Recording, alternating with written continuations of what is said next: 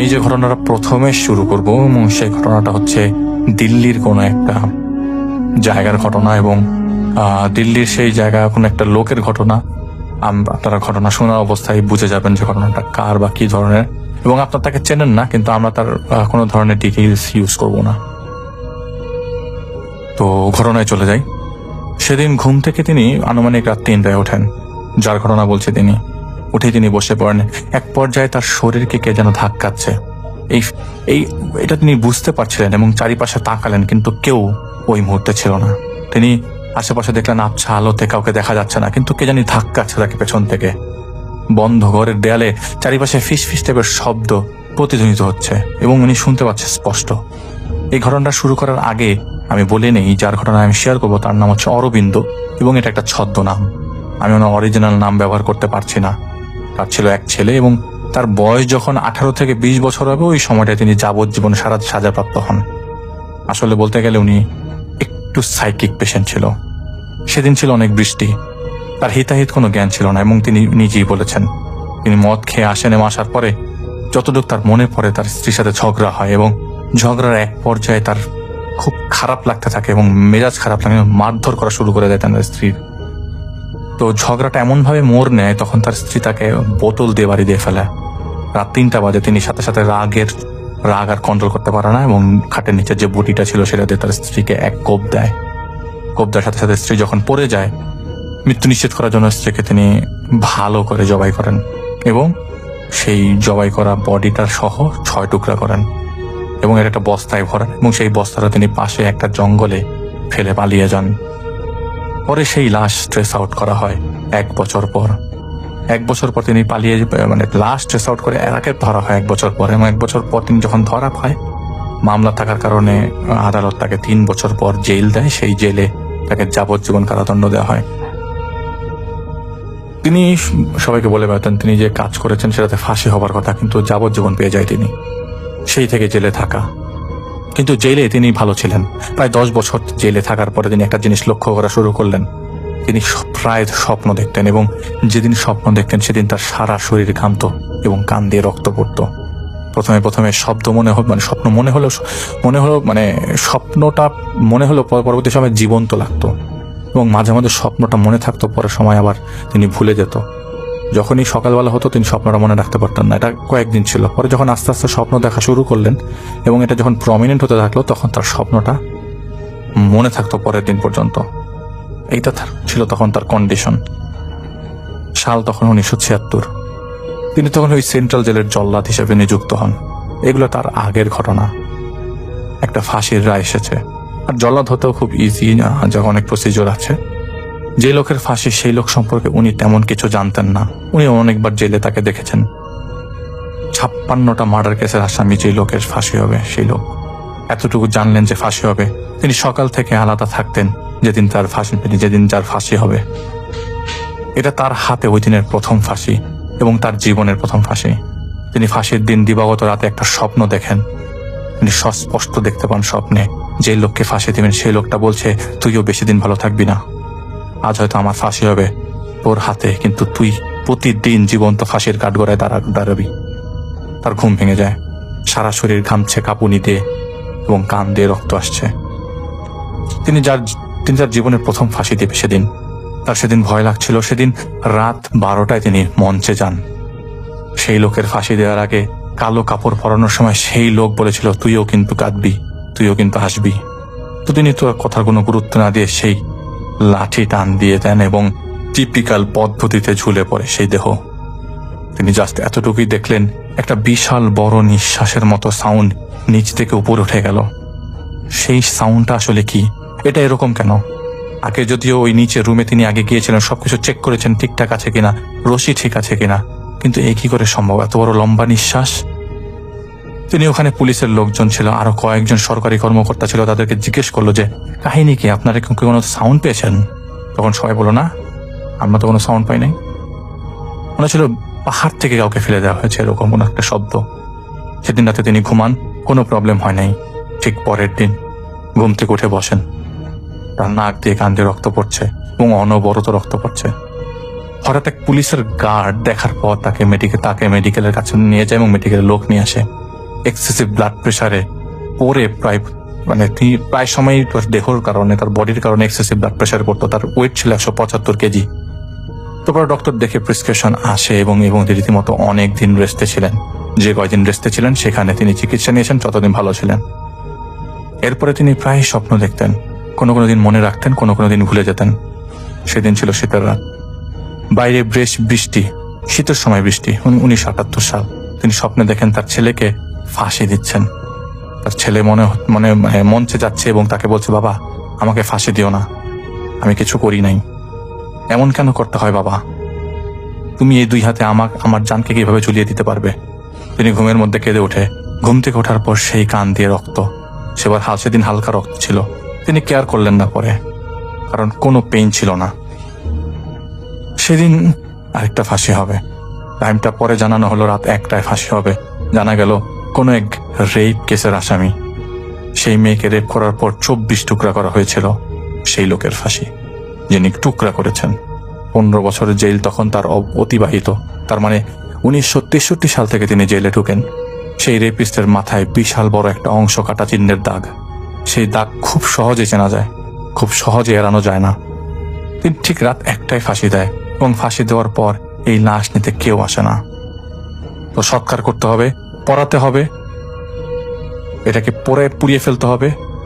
পরে গভর্নমেন্টের নিয়ম অনুযায়ী হয়তো করেছে, কিন্তু সেই লোকটা তার স্বপ্নে আসে এবং বলতে থাকে, তোর ছায়ার সাথে থাকবো আমি, তুই যেখানে যাবি সেখানে আমি যাব, তোকে আমি ছাড়ছি না।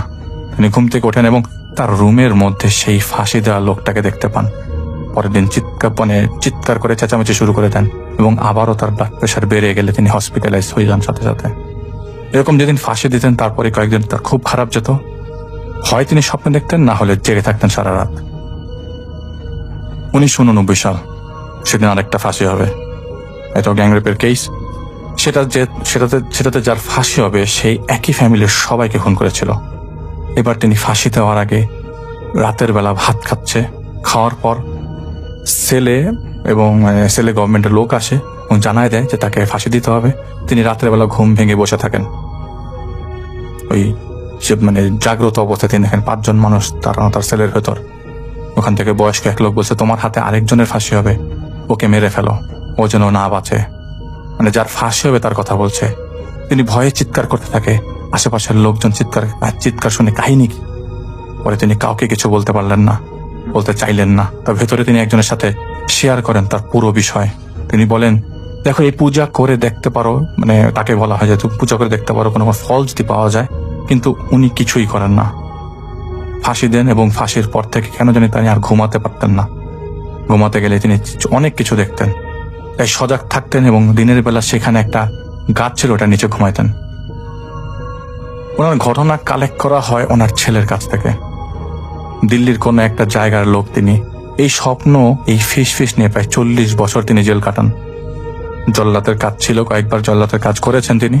2003 সালে তিনি জেল থেকে ছাড়া পান এবং 2005 সালে তিনি মৃত্যুবরণ করেন ব্রেন স্ট্রোক করেন দিনের বেলা। কিন্তু তিনি তার আগের দিন রাতের বেলা খুব চিৎকার করেছিল, বলেছিল, আমি কোনো মাফ পাচ্ছি না, আমাকে কেউ মাফ করছে না। তার ছেলে একটা পুরোহিতের কাছে বলেছিল যে ওনার বাবার সাইকোলজিক্যাল কিছু রোগ থাকবার কারণে এরকম হয়েছে। এটা হয়েছে নিজে খুন করার পর থেকে। কোনো ধরনের জাদু টোনা ওর কেউ কোনো ক্ষতি করেনি তাকে।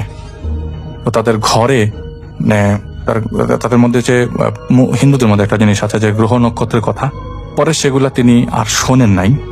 তো আমাকে যিনি ঘটনা শেয়ার করছেন তিনি ওই ছেলের কাছ থেকে ঘটনাটা কালেক্ট করেছিলেন।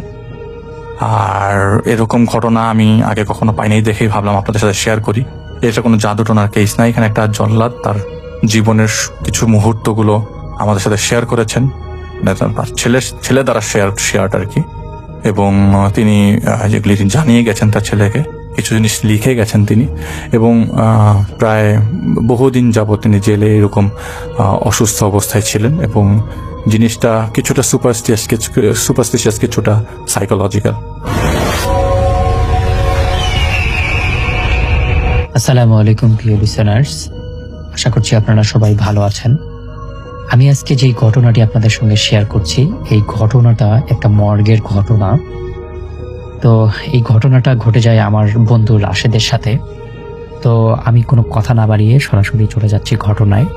তখন প্রায় রাত 1টা বাজে। শহরের পুরনো হাসপাতালের মর্গটা প্রায় জনমানব শূন্য।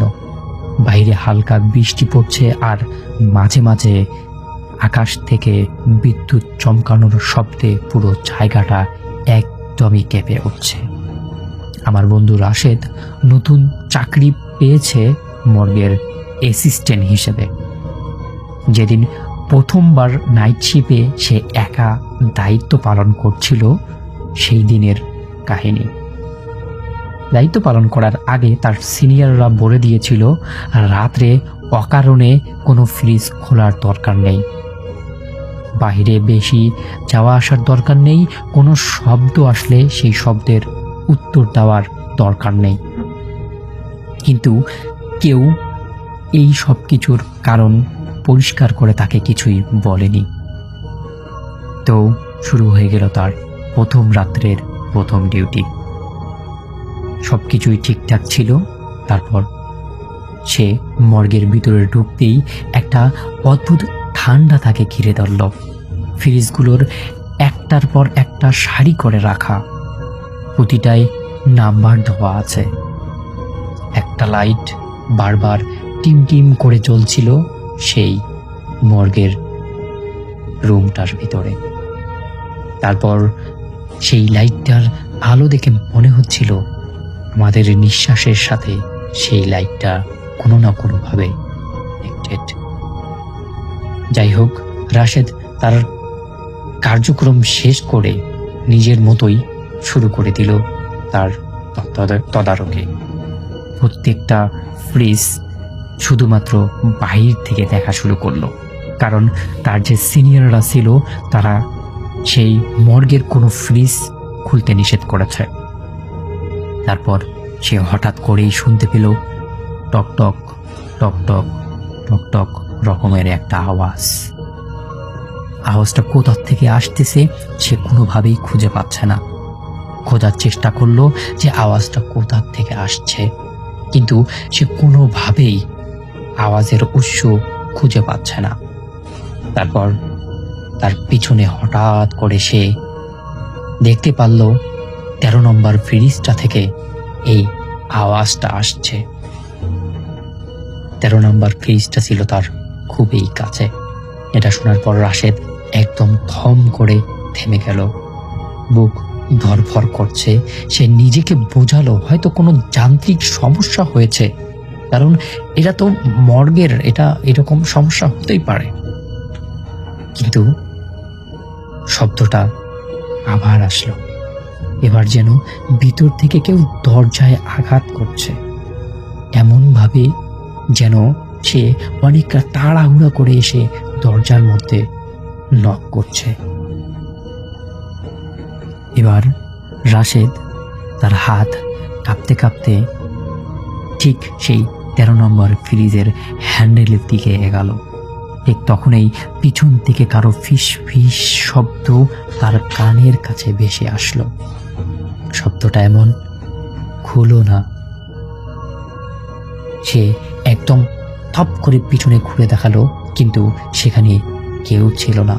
পুরো মর্গটাই একদম নিস্তব্ধ হয়ে আছে। আশেপাশে কেউ নেই। সেই আলোটা টিম টিম করে জ্বলতেই আছে। তারপর ভয়ে তার গা একদমই ঠান্ডা হয়ে গেল। সে বুঝতে পারলো না তার সঙ্গে এটা কি হচ্ছে। নতুন মানুষ, সবকিছুই নতুন, তারপরেও যেন এই নতুনের মাঝে কোনো কিছু একটা পুরাতন জিনিস তাকে ডাকছে। তারপর সে ঠান্ডা হতে শুরু করলো। নিজের ব্রেনকে, নিজের মস্তিষ্ককে বোঝানোর চেষ্টা করলো যে এটা তেমন কিছুই হয়নি। কিন্তু তার ভিতরে একটা কৌতূহল শুরু হলো যে এই 13 নম্বর ফ্রিজের ভিতরে কি আছে সেটা দেখার জন্য। সে ভুলে গেল তার সিনিয়ররা তাকে যে উপদেশগুলো দিয়েছিল। তারপর সে ধীরে ধীরে 13 নম্বর ফ্রিজটা খুলল, আর ভিতরে যা দেখলো তা সাধারণ অন্য লাশগুলোর মতোই একটা সাদা কাপড়ে মোড়া একটা মৃতদেহ। সব ঠিকঠাক, কিন্তু একটা জিনিস অস্বাভাবিক, আর সেটা হলো কাপড়ের নিচে বুকটা খুব ধীরে ধীরে ওঠানামা করছে। মনে হচ্ছে কোনো একটা জীবন্ত মানুষকে মুড়িয়ে রাখা হয়েছে এই ফ্রিজের ভিতরে। রাশেদ তার মানে অভিজ্ঞতা থেকে এটা বুঝতে পারলো যে এটা তো কখনো সম্ভব না, একটা মৃতদেহ কিভাবে হার্টবিট তার চলতে পারে। তারপর সে লাইট মেরে একটু দেখার চেষ্টা করলো। ঠিক তখনই কাপড়ের ভেতর থেকে একটা হাত বেরিয়ে এলো, বরফের মতো হাতটা ঠান্ডা শক্ত করে তার কবজি চেপে ধরলো। রাশেদ চিৎকার করতে গেল, কিন্তু কোনোভাবেই কোনো শব্দ হলো না তার চিৎকারের।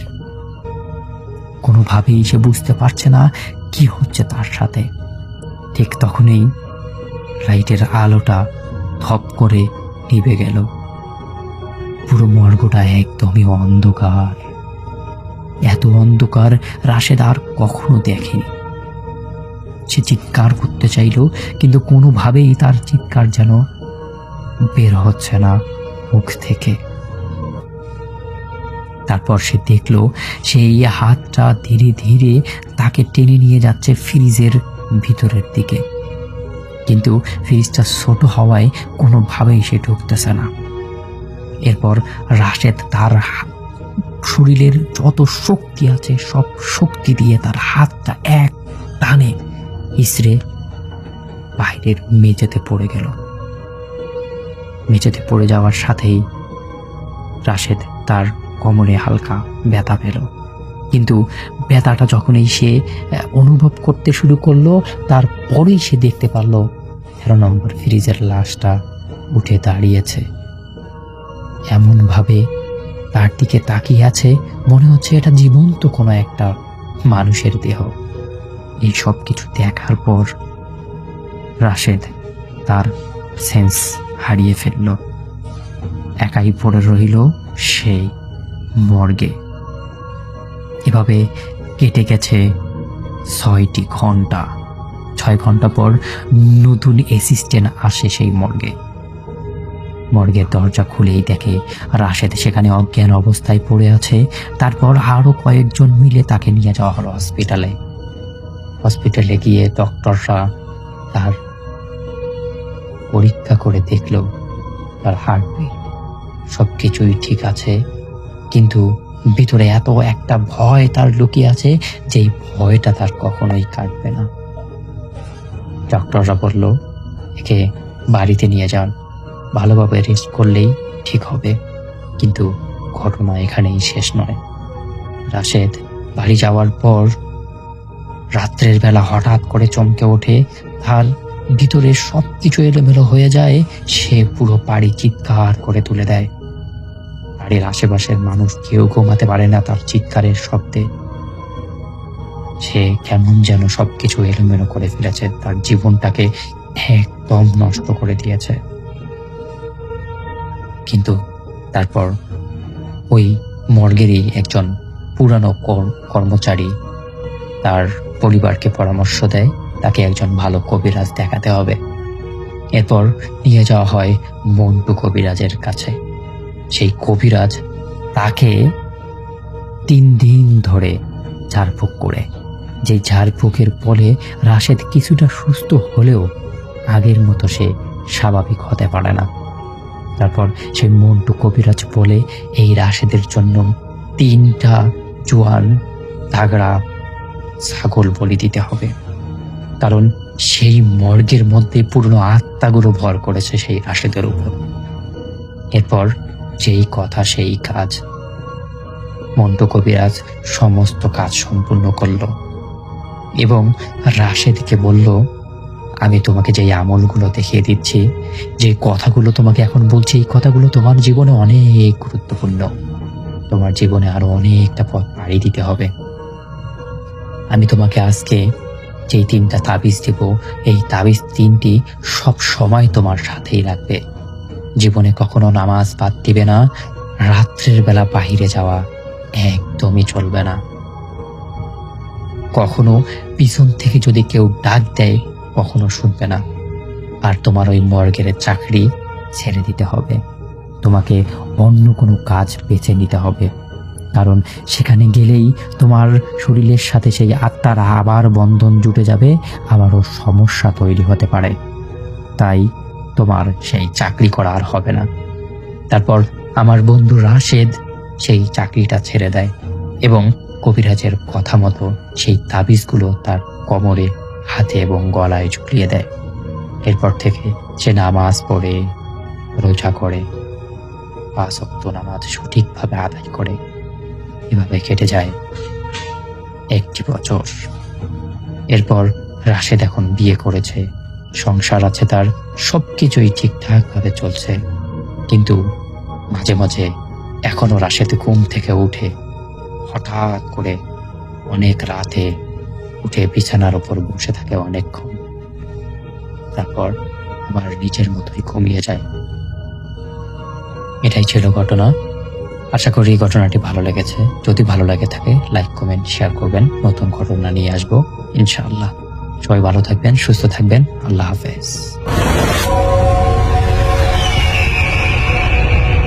আজকের এই স্টোরিটি লাহোরিয়া গ্রামের পশ্চিম পাড়া নামক যে একটা জায়গা রয়েছে, এই গ্রামের এই পশ্চিমপাড়া গ্রাম, লাহোরিয়া তো আসলে ইউনিয়ন, আবার ওই ইউনিয়নেরই আরেক গ্রামও আছে লাহোরিয়া। তো লাহোরিয়া গ্রামের কিছু কিছু অংশ রয়েছে, তার মধ্যে পশ্চিমপাড়া একটা, যেমন পশ্চিমপাড়া রয়েছে, তারপরে তালুকপাড়া রয়েছে, হ্যাঁ, এরকম বেশ কিছু গ্রাম রয়েছে। এর মধ্যে পশ্চিমপাড়া একটা। পশ্চিমপাড়ায় খুব ক্লোজ 4 জন বন্ধু ছিল। একজন নাম হৃদয়, আরেকজন রমজান, আরেকজন রিয়াজ এবং আরেকজন তাজরুল। এর মধ্যে হৃদয় মাদ্রাসায় লেখাপড়া করতো, মানে আলিয়া মাদ্রাসা যেটা আর কি। রমজান ও রিয়াজ স্কুলে পড়তো, আর তাজরুল কিছু দূর লেখাপড়া করে সে লেখাপড়া ছেড়ে দিয়েছিল। তার চাচার একটি ডেকোরেটরের দোকান ছিল, সেই ডেকোরেটরের কাজ করত। গ্রামের বিভিন্ন বিয়ে, তারপরে আরো বিভিন্ন যে অনুষ্ঠানগুলো থাকতো, এই অনুষ্ঠানগুলোতে ডেকোরেটরের কাজগুলো তাজরুল করত। তো 4 জন বন্ধু খুবই ক্লোজ ছিল। তারা একই সাথে চলাফেরা করত, খেলাধুলা করত এবং এরা একই সাথে বিভিন্ন প্রোগ্রামগুলোতেও অ্যাটেন্ড করত।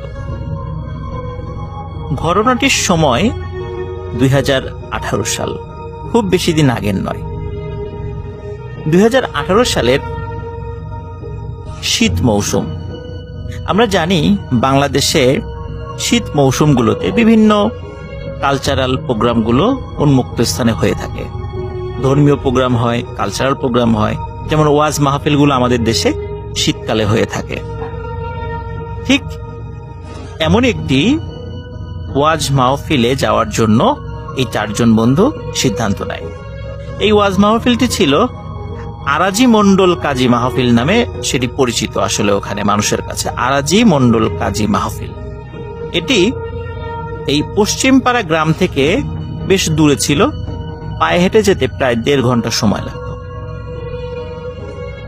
তাজরুল হৃদয়, রমজান ও রিয়াজকে বলে যে তারা ওই মাহফিলে যেতে চায়।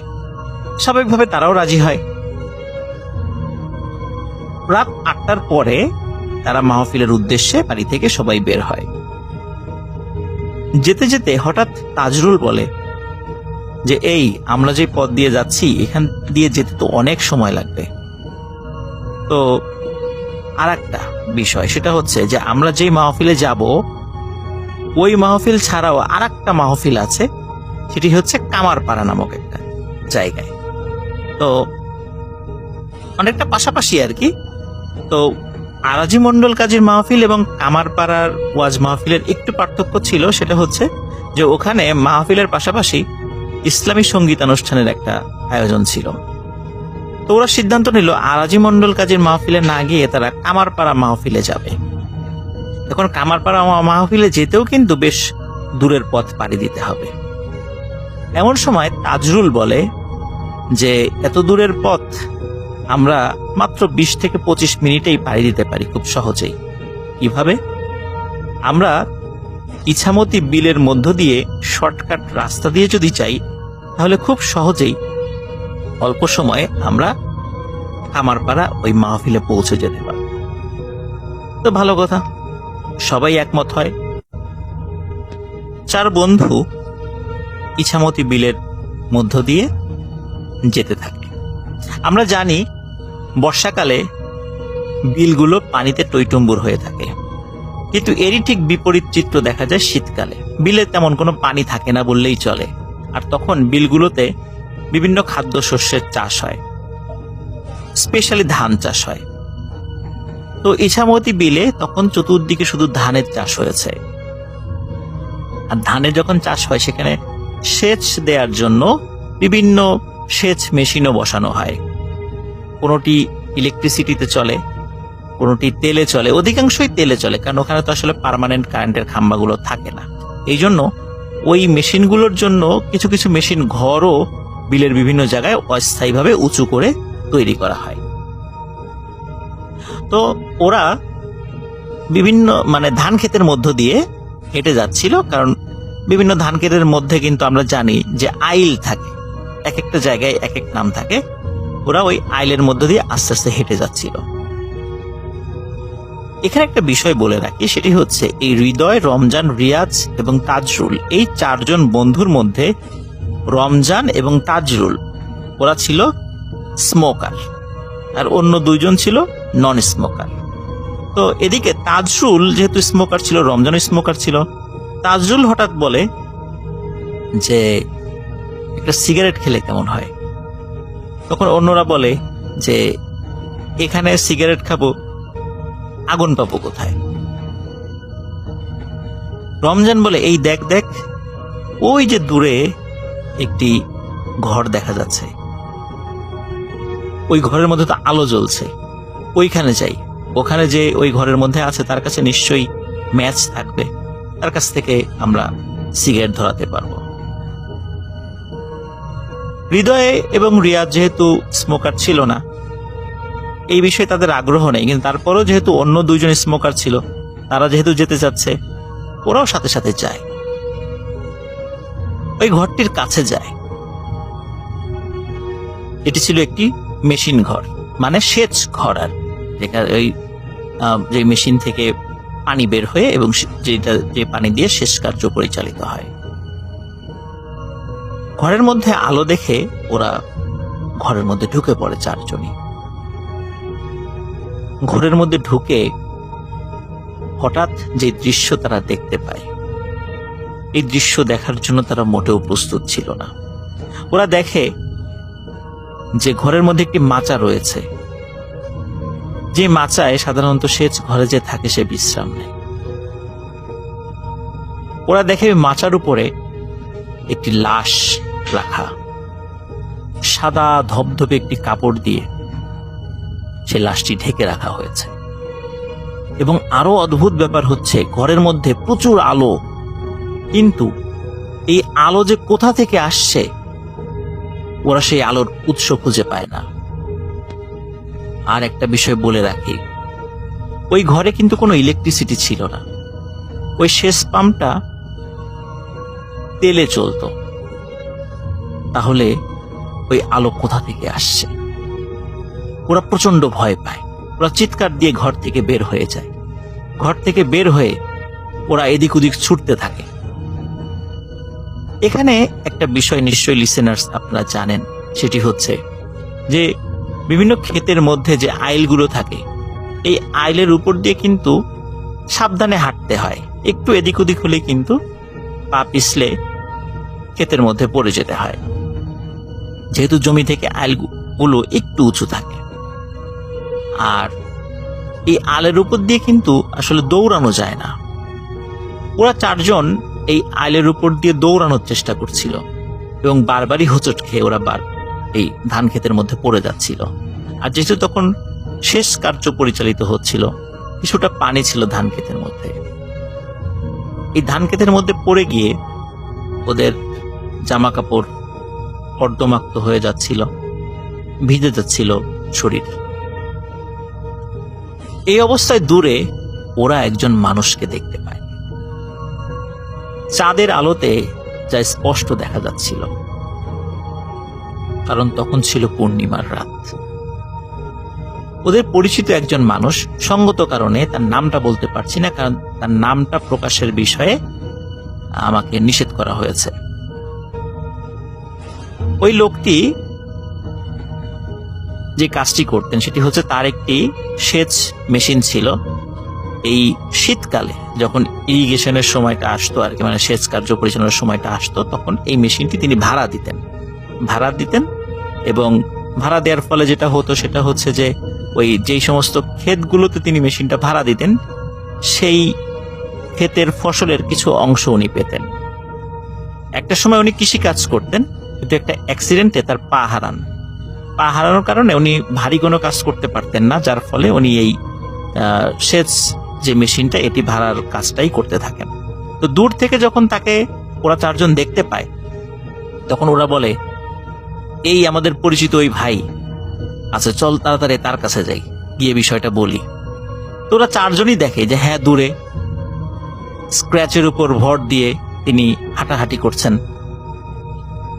ওরা দূর থেকে তাকে দেখে দ্রুত তার দিকে যেতে থাকে, কিন্তু কাছে গিয়ে দেখে যে সেখানে তো কাউকে দেখা যাচ্ছে না। এত তাড়াতাড়ি তিনি কোথায় গেলেন? কিন্তু এত তাড়াতাড়ি যাওয়ার কোনো সুযোগ নাই, কারণ উনি তো দ্রুত চলতে পারেন না, স্ক্র্যাচের উপর ভর দিয়ে তিনি চলাফেরা করেন। ওরা আরো ভয় পায়, কিন্তু ভয় পেলে ওরা চিন্তা করে যে এইখান থেকে তো আমাদের বের হতে হবে, কিন্তু আমরা তো এখন পেছন দিকে ফিরে যেতে পারছি না, কারণ অনেকটা পথ তো আমরা চলে এসেছি। আমরা যেই দিকে যাচ্ছিলাম কামারপাড়া, আমাদেরকে ওদিকেই যেতে হবে। তখন তারা চারজন মিলেই সিদ্ধান্ত নেয় যে আমরা কামারপাড়ার দিকেই যাব। এখন আমরা পেছন দিকে ফিরে যেতে চাইলে আরো ভয়ানক ঘটনা আমাদের সাথে ঘটতে পারে।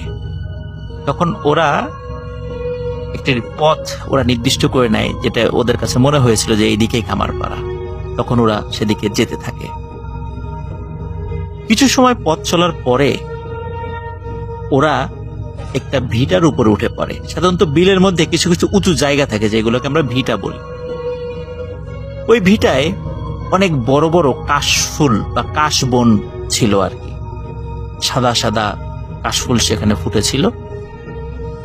ওরা এই ভিটার উপর উঠে পড়ে। এই কাশ ফুলগুলো এতটাই বড় হয়েছিল যে ওরা ওর মধ্যে ঢুকে একজন আরেকজনকে হারিয়ে ফেলে। কিন্তু কিছু সময়ের মধ্যেই তারা নিজেরা নিজেদেরকে একত্র করে ফেলে। তো ওরা চিন্তা করে, কি ব্যাপার, আমরা হঠাৎ এইখানে চলে আসলাম কেন? কিছুই তো বুঝতে পারছি না। আমাদের তো এইদিকে আসার কথা না, আমরা ভিটার উপরে কেন উঠলাম? ওরা কিছুই বুঝতে পারে না। ওরা এই বিষয়টা বুঝতে না পারলেও আর একটা বিষয় কিন্তু তারা বুঝতে পারে, যে ওরা যেই জায়গাটাতে এসে পড়েছে ওটা আসলে একটা শ্মশান। কারণ হচ্ছে বর্ষাকালে যখন চতুর্দিকে তলিয়ে যায়, তখন সনাতন ধর্মাবলম্বীরা তাদের মৃতদেহগুলো পোড়ানোর জন্য উঁচু জায়গায় দাহ করে থাকে। বিলের মধ্যে সাধারণত এরকম কিছু উঁচু জায়গা থাকে, সেটা বাংলাদেশের অনেক জায়গাতেই আছে। ওরা সেখানে বিভিন্ন কাঠ, কয়লা এই জিনিসগুলো দেখতে পায়। ওরা বুঝতে পারে ওরা শ্মশানে চলে এসেছে। ওরা দ্রুত চারজনই সেখান থেকে নেমে যায়। নেমে গিয়ে আবার কামারপাড়ার দিকে যেতে থাকে। অল্প কিছু সময় পথ চলার পর আবার তারা নিজেদেরকে আবিষ্কার করে ওই ভিটার উপরে, সেই কাশবনের মধ্যে। ওরা বলে, কি ব্যাপার, আমরা আবার এখানে কিভাবে ফিরে আসলাম? ওরা আবার সেখান থেকে নেমে যায়, নেমে আবার হাঁটতে থাকে।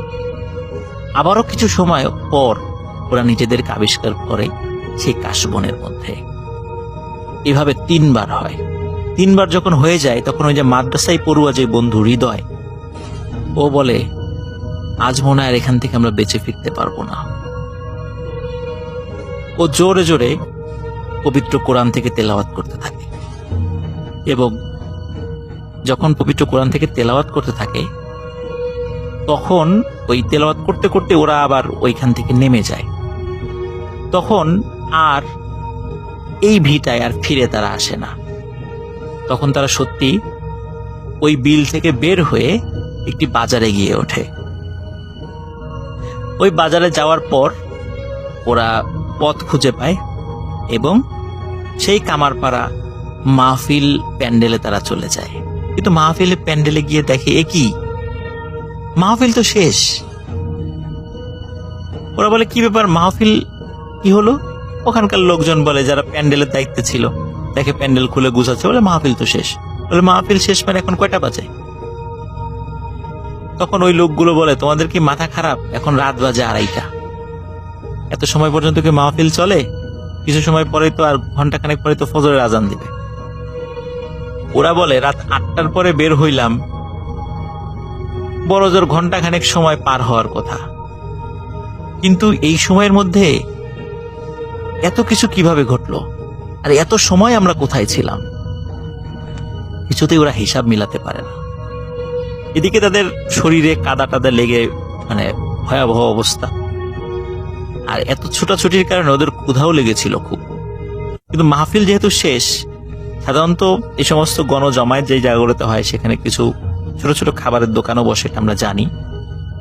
অধিকাংশ দোকানগুলোই তখন চলে গিয়েছিল। 2টো খাবারের দোকান শুধু খোলা ছিল, একটা হচ্ছে ঝালমুড়ি, একটা হচ্ছে পাপড় ভাজা। গ্রামে পাপড় ভাজা তাকে অনেকেই খেয়েছেন, যারা গল্প শুনছেন তারা অনেকে হয়তো পাপড় ভাজা খেয়ে থাকবেন। ওরা প্রচন্ড ক্ষুধায় বাধ্য হয়ে বেশি করে ঝালমুড়ি এবং পাপড় ভাজা খায়, এবং তারা সেখান থেকে বাড়ির পথে ফিরতে থাকে।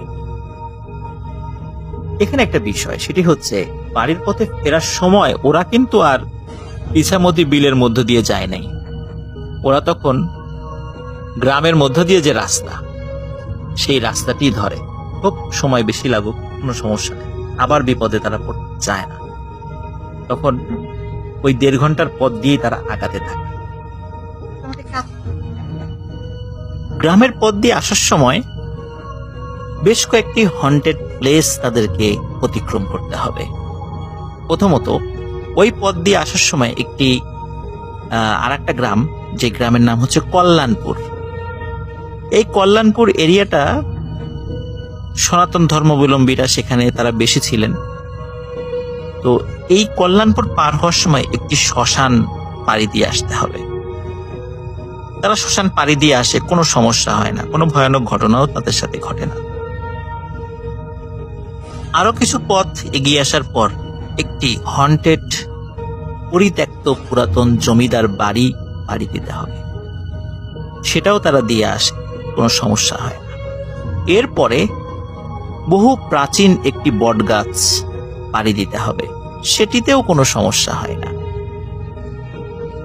কিন্তু তারপরে আরেকটি ছোট গ্রাম, এটাকে পাড়া বলে সাধারণত, ক্ষুদ্র গ্রাম আর কি। এই গ্রামের নাম ছিল তালুক পাড়া। এই তালুক পাড়া দিয়ে তারা যখন আসছিল, তখন আসার পথে একটি ছোটখাটো একটি বাঁশঝাড় পাড়ি দিতে হবে। ওই সময়ে যে তাজরুল নামে যে ছেলেটি ছিল, যে ডেকোরেটরের কাজ করত, লেখাপড়া ছেড়ে দিয়েছিল, যে সে মানে ওইখানে এসে তার মাথায় একটা মানে দুষ্টু বুদ্ধি খেলে এবং তার মধ্যে সাহস সঞ্চারিত হয়। তখন এই তাজরুল কিছু কটাক্ষ করে কথা বলে। তাজরুল বুঝতে পারে একটু আগে তারা বিপদে পড়েছিল, কিন্তু বিপদে পড়লেও কোনো দুষ্টু জিন পরি তাদের কোনো ক্ষতি করতে পারেনি। এখন যেহেতু একদম বাড়ির কাছে চলে এসেছে, কারণ এই বাঁশঝাড় পাড়ি দিলেই পশ্চিম পাড়া ওদের বাড়ি, মানে প্রত্যেকের বাড়ি। তখন তাজরুল বলে যে, এই তোরা মানে যারা আছিস সেখানে, তোরা আমাদের কেউ কোনো ক্ষতি করতে পারবি না, বিশেষ করে আমাকে তো পারবেই না, কারণ আমি অনেক দুষ্টু জিনপুরীদের সাথে মোকাবেলা করেছি, কেউ আমার সাথে পারে নাই, আর আমি আমার শরীর বন্ধ করে রেখেছি, তোরা আমার কোনো ক্ষতিই করতে পারবি না, যদি সাহস থাকে তো আমার সামনে আয়। এই ধরনের মানে কথাবার্তা, কটাক্ষ করে কথাবার্তাগুলো বলে তাজরুল। যখনই এই কথাগুলো বলেছে, ওরা প্রত্যেকেই ভয়ানক একটি ব্যাপার লক্ষ্য করে। কালবৈশাখী ঝড়ের মতো ভয়ানক ঝড় শুরু হয়ে যায় ওই বাঁশ ঝাড়ের মধ্যে। অথচ ওই বাঁশ ঝাড়ের পাশে অন্য যে গাছগুলো ছিল, সেই গাছের পাতাও কিন্তু নড়ছিল না, শুধু ওই জায়গাটাতেই এই সমস্যা হচ্ছিল। ওরা চারজনই বুঝতে পারে আরেকটি বিপদের মুখোমুখি তারা হতে যাচ্ছে। তারা চারজনই দৌড়ে ওই বাঁশঝাড় পাড়ি দেয় এবং যে যার বাড়িতে চলে যায়, কারণ তাদের বাড়িগুলো কাছেই ছিল। আপাতত ঘটনা এখানেই মনে হচ্ছে শেষ। না, ঘটনা আসলে এখানে শেষ নয়। ঘটনা শুরু হচ্ছে এখান থেকে। ওই রাতে ওরা বাড়িতে ফিরে যায়। পরের দিন এই চারজন তাদের পরিবারের সদস্যদেরকে কেউ কিচ্ছু বলে না। যদি পরিবারের সদস্যরা বকাঝকা করে, এই কারণে ওরা নিজেদের পরিবারের সাথে এই ঘটনাটি শেয়ার করে না, এবং এটি ছিল ওদের অনেক বড় একটি ভুল সিদ্ধান্ত। পরের দিন সকালে লাহোরিয়া বালিকা বিদ্যালয় নামে একটি স্কুল রয়েছে ওখানে। এই স্কুলে 3 জন বন্ধু পিকনিক করে, কারণ ওরা হৃদয়, রমজান, রিয়াজ এবং তাজরুল 4 বন্ধু। এর মধ্যে এই রমজান ওই পিকনিকে আসেনি। ওরা রাতে পিকনিক করে। এই পিকনিক করার পর এই তাজরুল, যে ছেলেটা, তাজরুল হৃদয় এবং রিয়াজকে একটা অফার করে। ওরা বলে যে পলাশবাজার নামে একটা জায়গা আছে, যেটা টাঙ্গাপাড়া ইউনিয়নের মধ্যে পড়ে আর কি। হ্যাঁ, তো ওই পলাশবাজার টাঙ্গাপাড়া ইউনিয়নে একটি কনসার্ট হবে, চল আমরা ওই কনসার্টটা দেখতে চাই। তাজরুল হৃদয় এবং রিয়াজকে খুব পিড়াপিড়ি করে, যে কোনো মূল্যে এই কনসার্টে যেতেই হবে।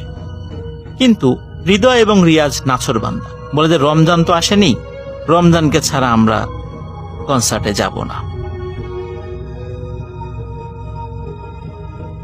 তাজরুল হৃদয় এবং রিয়াজকে কনসার্টে নিতে ব্যর্থ হয়। তাজরুল এই 2 বন্ধুর উপর খুব বিরক্ত হয়, রাগারাগিও করে, এবং সে তার বাড়িতে চলে যায়। এর পরের দিন আরেকটি ঘটনা। হৃদয়, যে ছেলেটি মাদ্রাসায় পড়ত, সে প্রতিদিন বিকাল 4টার সময় লাহোরিয়া পশ্চিমপাড়া প্রাইমারি স্কুল নামে একটি স্কুল রয়েছে, এই স্কুলে সে প্রাইভেট পড়ত। আর প্রাইভেট পড়ার জন্য সাধারণত 2:30 থেকে 3টার দিকে বাসা থেকে বের হয়ে যেত, কিছু সময় আগে ওই টিচারের কাছে চলে যেত। তো ওই দিক দিয়ে যাওয়ার সময় একটি জায়গা পড়ে, ওই জায়গায় একটি বাগান রয়েছে, স্থানীয়ভাবে সেটাকে আবুল খায়েরের বাগান বলে। এটা আসলে একটা শর্টকাট ওয়ে।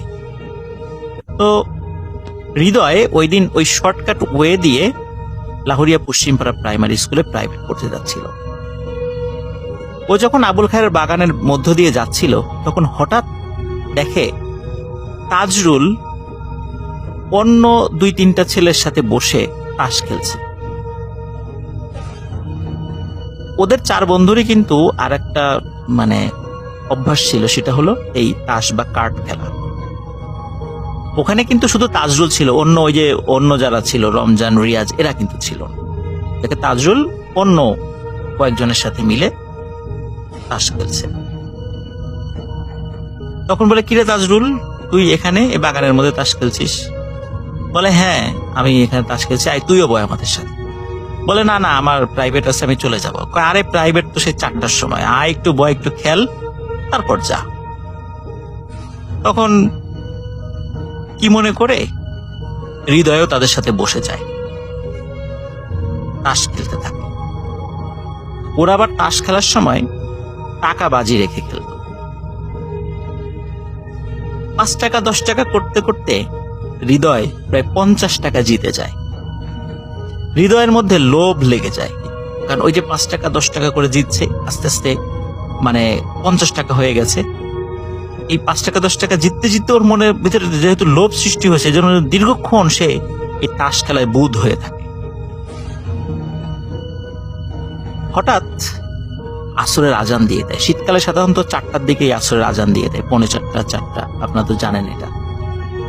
আসরের আজান যখন দিয়ে দেয়, তখন হৃদয়ের হঠাৎ সেন্স ফেলে, তখন বলে, এই আমার তো প্রাইভেট আছে 4টায়, আমাকে তো যেতে হবে। তাজরুল বলে, আরে একদিন প্রাইভেট না পড়লে কি হয়েছে? তখন হৃদয় বলে, না না আমাকে যেতে হবে, নাহলে কিন্তু স্যার আমার আব্বাকে বলে দেবে, আমার আব্বা খুব রাগারাগি করবে, আমাকে যেতেই হবে। তাজরুল বলে, আরে না তুই খেল, তুই তো ভালোই জিতছিলি, অনেক টাকাই তো তুই আমাদের কাছ থেকে জিতে গেলি, আরো কিছুক্ষণ খেল। তখন হৃদয় বলে, না না আমাকে প্রাইভেট পড়তে যেতেই হবে, আমি চলে যাব। তাজরুল অনেক জোরাজুরি করে, কিন্তু হৃদয় শোনে না, হৃদয় চলে যায়। বরঞ্চ তাজরুলের এই বিশেষভাবে জোরাজুরি হৃদয়ের কাছে অস্বস্তি লাগে। হৃদয় চলে যায় প্রাইভেট পড়তে। প্রাইভেট পড়ে ফিরে আসে সাধারণত সন্ধ্যার পরে, ওদের ওইখানেই আর কি, সন্ধ্যার পরে ওরা একটা দোকানে এসে একটু আড্ডা দেয়, চা খায়। ওই দোকানে ক্যারাম বোর্ড রয়েছে, সেখানে ক্যারাম বোর্ড খেলে। আমরা জানি যে গ্রামে যে সমস্ত চায়ের দোকানগুলো আমরা দেখেছি আগেও, এখনো কিছু আছে, দোকানগুলোতে টেলিভিশন রাখা থাকতো, টেলিভিশনে বা সিডি ডিভিডি গুলো থাকতো, সেখানে চালাতো, লোকজন বসে দেখতো। বা এখন ডিশ সংযোগ রয়েছে, মানুষ সংবাদ দেখে বা অন্যান্য অনেক কিছু দেখে, এতে মোটামুটি ওই দোকানের বেচা কেনা ভালোই হয় আর কি। তো ওই দোকানে শুধু ওরা না, আরো অনেকেই আসতো, আড্ডা দিত। এসা পর্যন্ত সাধারণত এশার নামাজ বাজান পর্যন্ত এরকম গল্প গুজব চলতো, তারপর সে যাওয়ার বাড়িতে চলে যায়। এমনই একটি দোকানের নাম ছিল আলমগীরের দোকান। তো ওই আলমগীরের দোকানে সব বন্ধুরা প্রতিদিন বিকাল মানে সন্ধ্যার পরে এসে হাজির হতো। হৃদয় এসেছে, তারপরে রমজান এসেছে, তাজরুল এসেছে, কিন্তু একজন আসেনি, সেটি হচ্ছে রিয়াজ। এই রিয়াজ, ওদের যে বন্ধুটা, ছেলেটা, সে কিন্তু আসেনি। ওই দিন বাংলাদেশের সাথে অন্য একটি দেশের খেলা হচ্ছিল, ক্রিকেট খেলা। তখন হৃদয় বলে যে আজকে যদি বাংলাদেশ খেলায় যেতে, আমি তোদেরকে 25 টাকার কটকটি ভাজা খাওয়াবো। সাধারণত গ্রামে এক ধরনের মানে আটা ময়দা দিয়ে এক ধরনের খাবার তৈরি হয়, ভাজা হয়, এটাকে স্থানীয় ভাষায় কটকটি বলে। আপনারা অবশ্যই এই খাবারটার সাথে অনেকেই পরিচিত থাকবেন। তো তখন ওর অন্য বন্ধুরা বলে, এই তুই 25 টাকার আমাদের কটকটি খাওয়াবি, তুই টাকা পেলি কোথায়? তখন বলে, কেন টাকা পাবো কোথায়, আমার কাছে আজকে 50 টাকা আছে। বলে, 50 টাকা তুই কই পাইলি? তখন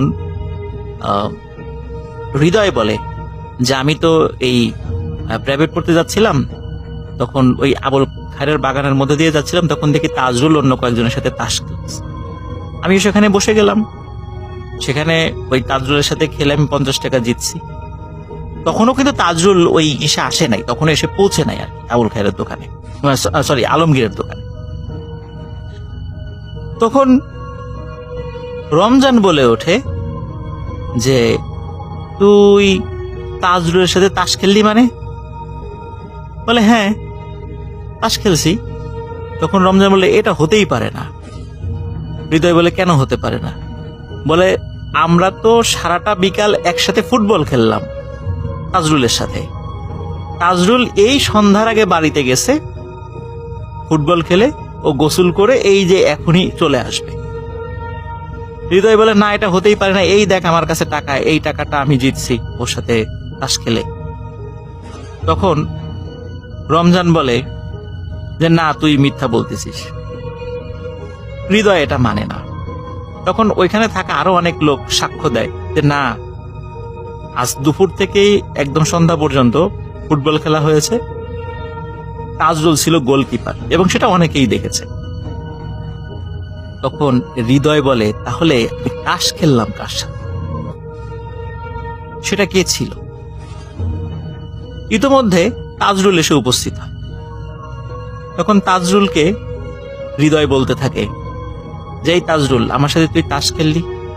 তাজরুল বলে, কই আমি তাস খেললাম কোথায়, আমি তো সারা বিকাল ফুটবল খেললাম, এই যে আমি মাত্র গোসল করে আসলাম। আসলে হৃদয় বিশ্বাসই করতে পারছিল না যে তাস খেললো সে কার সাথে। একটা বিষয় লিসেনার্স, ওদের 4 বন্ধুর মধ্যে এই আলমগীরের দোকানে ওই সময় রিয়াজ উপস্থিত ছিল না। এটা কিন্তু মনে রাখতে হবে, কারণ ঘটনা অন্যদিকে মোড় নিচ্ছে। যাই হোক, কথা কাটাকাটির একটা পর্যায়ে রমজান বলে ওঠে, যাই হোক অনেক কথাই হয়েছে, এবার চলো আমরা একটু মজা করে আসি। কি মজা? বলে, পলাশবাজার টাঙ্গাপাড়া ইউনিয়নে আজকে কনসার্ট আছে, চলো কনসার্ট দেখতে যাই। সবাই খুব অবাক হয়, বলে কনসার্ট আজকে মানে? কনসার্ট তো গতকালকেই হয়ে গেছে। রমজান বলে না না না, আজকে কনসার্ট। তো ওরা বলে যে না না না, তাজরুল গতকালকে আমাদেরকে বলল যে ওইখানে কনসার্ট হবে, আমরা গেলাম না, তুই ছিলি না দেখে আমরা গেলাম না। তাজরুল কত রিকোয়েস্ট করলো, তো আমরা গেলাম না। এমন সময় তাজরুল বলে ওঠে, এই আমি রিকোয়েস্ট করলাম মানে? আমি তো পিকনিকে আসিই নাই, আমি পিকনিকে আসলাম কখন? আর আমি কনসার্টের কথা তোদেরকে বললাম কখন? তখন ওরা বলে যে তুই পিকনিকে আসিস নাই মানে? তুই একা 3-4 জনের খাবার খেয়ে ফেললি, আমাদেরকে কি কত টানা হেঁচড়া করলি যেন আমরা কনসার্টে যাই, শুধু রমজান আসে নাই দেখে আমরা গেলাম না।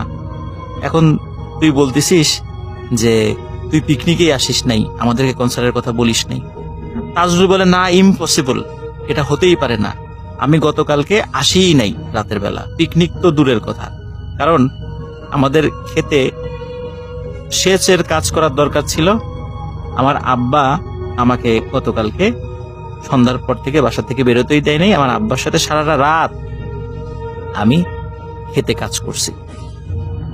ওরা তো বিশ্বাসই করে না, এটা হতেই পারে না। তখন তাজরুল বলে চল আমার আব্বার কাছে যাই, আমার আব্বার মুখ থেকেই শুনবি। তখন সত্যি সবাই তাজরুলের আব্বার কাছে যায়। তখন তাজরুলের আব্বা বলে যে হ্যাঁ, তাজরুল গতকালকে বাসা থেকে বের হয় নাই, তাজরুল আমার সাথেই সারা রাত খেতে কাজ করেছে। এটা ওদের কাছে খুবই অদ্ভুত লাগে যে তাজরুল আমাদের সাথে পিকনিক করলো, খাবার খেলো, কনসার্টে যাওয়ার কথা বললো, অথচ সে নাকি বাড়ির থেকে বেরই হয় নাই। আবার তাজরুল মাঠে আমাদের সাথে ফুটবল খেললো, আবার একই সময় তাজরুল হৃদয়ের সাথে আবুল খায়েরের বাগানে তাস খেললো। এটা কিভাবে সম্ভব? তাজরুলকে একই সময় একাধিক জায়গায় কেন দেখা যাচ্ছে? যাই হোক, প্রিয় লিসেনার্স, আলমগীরের দোকানে ওই সন্ধ্যায় কিন্তু রিয়াজ আসেনি, এটা একটু মাথায় রাখবেন। রাতের বেলা রিয়াজের বাসায় ওর যে জানালা রয়েছে, ও যে রুমে থাকতো, জানালার কাছে খটখট খটখট শব্দ হচ্ছে।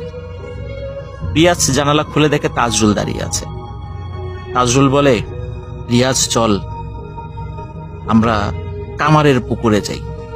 ওইখানে কাছাকাছি একটা পুকুর ছিল, স্থানীয়ভাবে সেটা কামারের পুকুর নামে পরিচিত ছিল। তখন তাজরুল বলে চল কামারের পুকুরে যাই, ওখানে রাতের বেলা অনেকে চুপি চুপি মাছ ধরে, আমরা আজকে রাত্রে গিয়ে মাছ ধরবো। তখন রিয়াজ বলে ভালোই তো, অফারটা তো ভালোই, তো যাওয়াই যায়। কিন্তু রিয়াজ বলে যে তাজরুল তুই একটু দাঁড়া, আমি রমজানকে ডাক দিই। তখন তাজরুল বলে না না, রমজানকে ডাকতে হবে কেন, রমজান আসার দরকার নেই, শুধু তুই আর আমি যাব। রিয়াজ বলে না, রমজানও যাবে। রিয়াজ এবং রমজানের বাড়ি একদম পাশাপাশি ছিল। তখন রিয়াজ কি করে, রমজানকে ডাক দেয়, রমজান রমজান এইভাবে ডাকতে থাকে। তখন রিয়াজের ডাক শুনে রমজান বের হয়ে বলে যে রমজান চল আমরা কামারপাড়া পুকুরে যাই, মাছ ধরবো, তাজরুল আসছে। রমজান বলে তাজরুল? তাজরুল কোথায়? বলে এই তো আমার পাশে। যখনই রিয়াজ ঘাড় ঘুরিয়েছে দেখে সেখানে তাজরুল নেই। বলে তাজরুল তো এখানেই ছিল। তখনই সবাই বুঝতে পারে তাজরুলের সাথে নিশ্চয়ই কোনো সমস্যা রয়েছে। তা না হলে একই সময় তাজরুল একাধিক জায়গায় কিভাবে যাচ্ছে আর কেন এই অদ্ভুত ঘটনাগুলো ঘটছে? চারদিকে ছড়িয়ে যায় তাজরুলকে ভূতে ধরেছে, যার ফলে তাজরুলকে একই সময় একাধিক জায়গায় দেখা যাচ্ছে।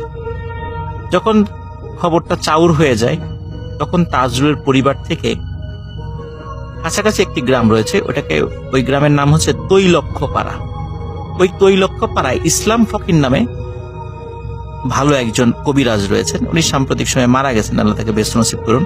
তো ওই ইসলাম ফকির, উনি অনেক ধরনের কবিরাজি কাজ জানতেন, ঝাড়ফুঁক করতেন, এক কথায় ওঝা বলতে যেটা বোঝায়।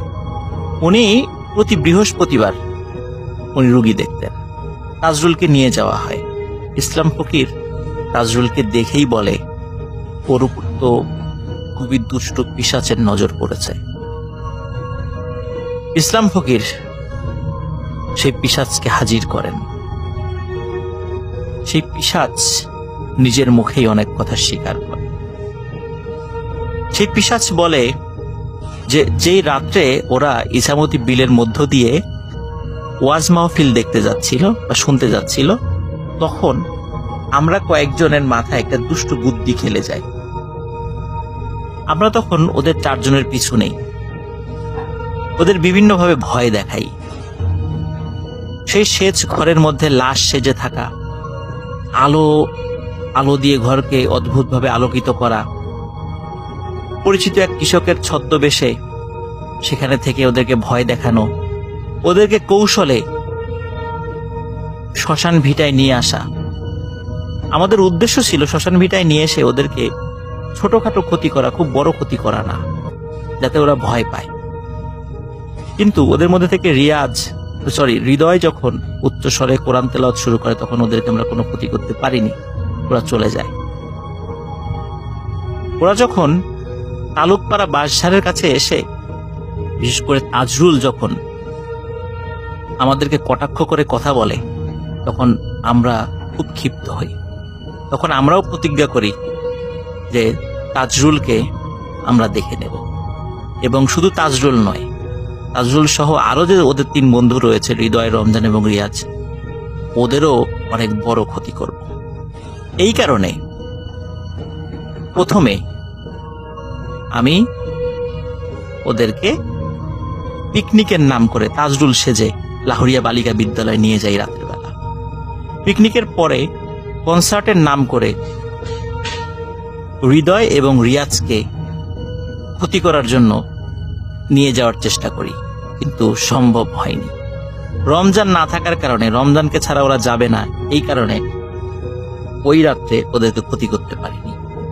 এরপর হৃদয় যখন প্রাইভেট পড়তে যাচ্ছিল, তখন আবুল খায়েরের বাগানের মধ্যে তাস খেলার ছল করে হৃদয়কে আটকে রাখি। আমরা ইচ্ছা করে ওকে জিতিয়ে দিচ্ছিলাম, যাতে করে ও আরো বেশি সময় আমাদের সাথে থাকে। কোনো মতে যদি শুধু সন্ধ্যা পর্যন্ত ওকে আটকে রাখতে পারতাম, ওই দিনই হৃদয়কে আমরা শেষ করে দিতাম। কিন্তু আসরের আজান হওয়ার সাথে সাথে ও চলে যায়, এবং আজানের শব্দের কারণে আমরাও দুর্বল হয়ে পড়ি, খুব বেশি কাজ করতে পারিনি। এরপরে রিয়াজকে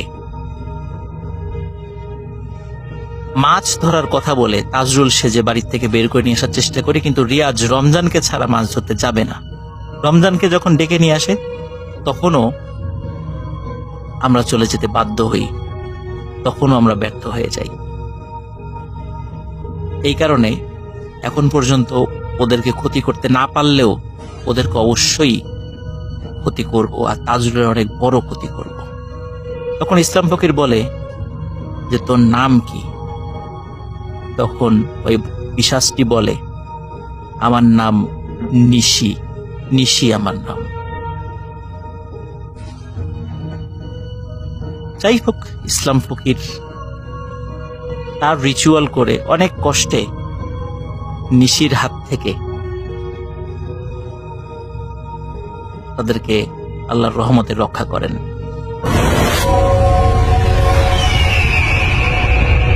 আমার নাম তাসিফ ইসলাম। আমি আজকে ইতালির একটা ঘটনা শেয়ার করলাম। এর আগেও আমি ইতালির একটা ঘটনা শেয়ার করেছিলাম, আজকে আমি আরেকটি ঘটনা শেয়ার করলাম। ঘটনাটা ইতালির মিলানে ঘটে যাওয়া ঘটনা। ইতালির বিখ্যাত শহর, বিখ্যাততম শহর বলেও ভুল হবে না, মিলান, সেখানে ঘটে যাওয়া একটা ঘটনা। এই জন্যই আমি আপনাদেরকে বলি শেয়ার করে দিতে, যাতে আসলে সেই ঘটনাগুলো আমরা শুনতে পারি। তাই ঘটনাটা ঘটে একজন টেনিস প্লেয়ারের সাথে। যত সম্ভব 2014 সালের ঘটনা। সেই টেনিস প্লেয়ার একদিন ইতালির মিলানে একটা ম্যাচ খেলতে এসেছিল, কিন্তু দুর্ভাগ্যবশত সেই দিন ওই টেনিস প্লেয়ার হেরে যান। যাই হোক, খেলা শেষ হয় বিকেলে। তারপর সেই প্লেয়ার একটা হোটেলে থাকতে দেওয়া হয়। রাতটা কাটিয়ে তিনি সকালে চলে যাবেন।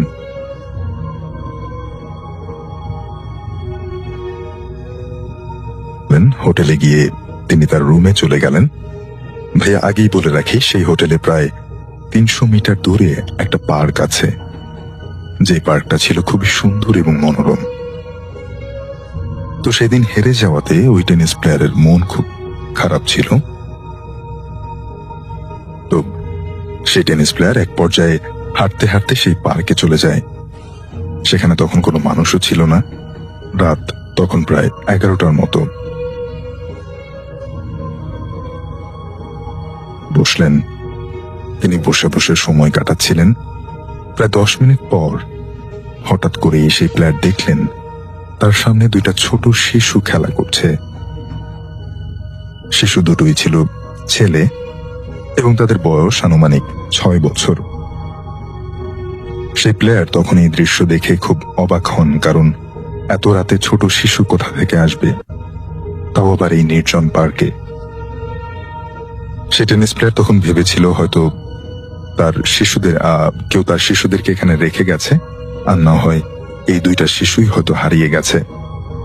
তিনি ভাবলেন যে এদের মা বাবা কেউ হয়তো এখানে আছে, তা না হলে এখানে এত রাতে শিশু কিভাবে আসবে। তাই সেই প্লেয়ার তখন খুঁজতে লাগলো যে কেউ এখানে আছে কিনা, কিন্তু সেখানে কেউ ছিল না। কাউকে না পেয়ে সেই টেনিস প্লেয়ার যখন ওই দুইটা শিশুকে খোঁজা শুরু করলো, তখন সেই দুইটা শিশুকেও আর পাওয়া গেল না। এবার তিনি একটু ভয় পেয়ে যান। একটু আগেই দুইটা বাচ্চা সেখানে ছিল, হঠাৎ করে কোথায় গেল? সেই প্লেয়ারের চোখ পড়লে তিনি দেখলেন একটা সাদা কাপড় পরা মহিলা এবং তার দুই পাশে সেই দুইটা শিশু দাঁড়িয়ে আছে। এই মহিলার একটা বিভৎস চেহারা এবং তার চোখ দুটি একদম লাল, এবং সেই শিশু দুইটার চেহারাও ছিল খুব বিকট। এই দৃশ্য দেখে সেই টেনিস প্লেয়ার খুবই ভয় পেয়ে যান। তিনি তখন দেখলেন সেই মহিলা একটা বিকট চিৎকার দিয়ে হঠাৎ অদৃশ্য হয়ে গেল। সেই টেনিস প্লেয়ার তখন এক দৌড় দিয়ে হোটেলে চলে যান। তারপর তিনি হোটেলের সবাইকে ঘটনা খুলে বললে সবাই জানায় ওই পার্কে প্রায় 9 বছর আগে, অর্থাৎ 2015 সালে, 2014 সালের ঘটনা এটি, সেখান থেকে 9 বছর আগে 2005 সালে একটা মহিলা এবং দুইটা ছোট শিশুকে ওই পার্কের একটা গাছে গলায় ফাঁস দেওয়া অবস্থায় পাওয়া যায়। ওই মহিলাটি নাকি ওই ছোট দুইটা শিশুর মা ছিল।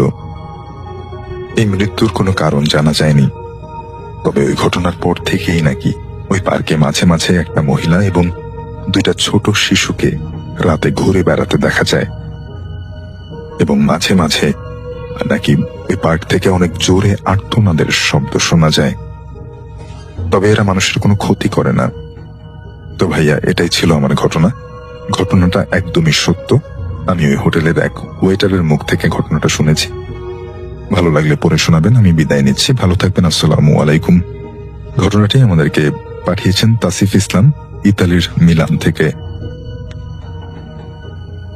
আপনাদেরকে মনে করিয়ে দিতে চাই যে আমি গত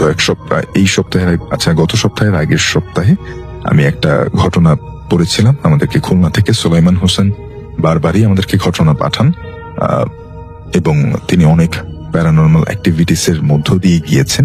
তিনি আজকে আমাদের সাথে থাকবেন, এবং আমরা একটা অন্যরকম ঘটনা, একটা সত্য ঘটনা, যেটা কিনা আসলে অন্য মাত্রা হয়তো পেতে পারে, আমরা তার মুখ থেকে শুনবো। সো আমরা আরেকটা ইমেল স্টোরি শুনবো, এরপরই চলে যাবো আমাদের গেস্টের কাছে। সো আমি চলে যাচ্ছি আরেকটা ঘটনায়। মাইশা তৃষা, আসসালামু আলাইকুম। ওয়ালাইকুম আসসালাম। আশা করছি ভালো আছেন। আমি সরাসরি ঘটনায় চলে যাই। প্রথম ঘটনাটি আমার মেজ বোনকে নিয়ে। রাত আনুমানিক 3:30। ও সেহরি খাওয়ার জন্য 3:30 অ্যালার্ম দিয়েছিল। অ্যালার্ম বাজার সাথে সাথে ওর ঘুম ভেঙে গেল। ও দেখল আমি আলমারি থেকে কিছু একটা নিয়ে যাচ্ছি এবং স্বাভাবিকভাবে হেঁটে চলে যাচ্ছি। তারপর ও হাত মুখ ধুয়ে আমার রুমে এসে দেখে আমি ঘুমোচ্ছি। তারপর অনেক অবাক হলো। পরদিন সকালে আমাকে জিজ্ঞেস করছে যে আমি কালকে রাতে উঠেছিলাম কিনা। তারপর আমি বললাম যে আমি কেন উঠবো, অথচ সে আলমারি খোলার আওয়াজও পেয়েছে এবং একদম আমার ড্রেস পরাই ছিল। তারপর আমি আমার বোনকে বললাম, তুমি হয়তো স্বপ্ন দেখেছ। কিন্তু সে বলল যে না, আমি একদম সজ্ঞানে ছিলাম। দ্বিতীয় ঘটনাটি আমার বড় ভাইয়ের। আমি আমার রুমে শুয়েছিলাম। আমার রুমে ঢোকার আগে ডান পাশে ফিল্টার এবং ফিল্টারের সামনে ডাইনিং টেবিল।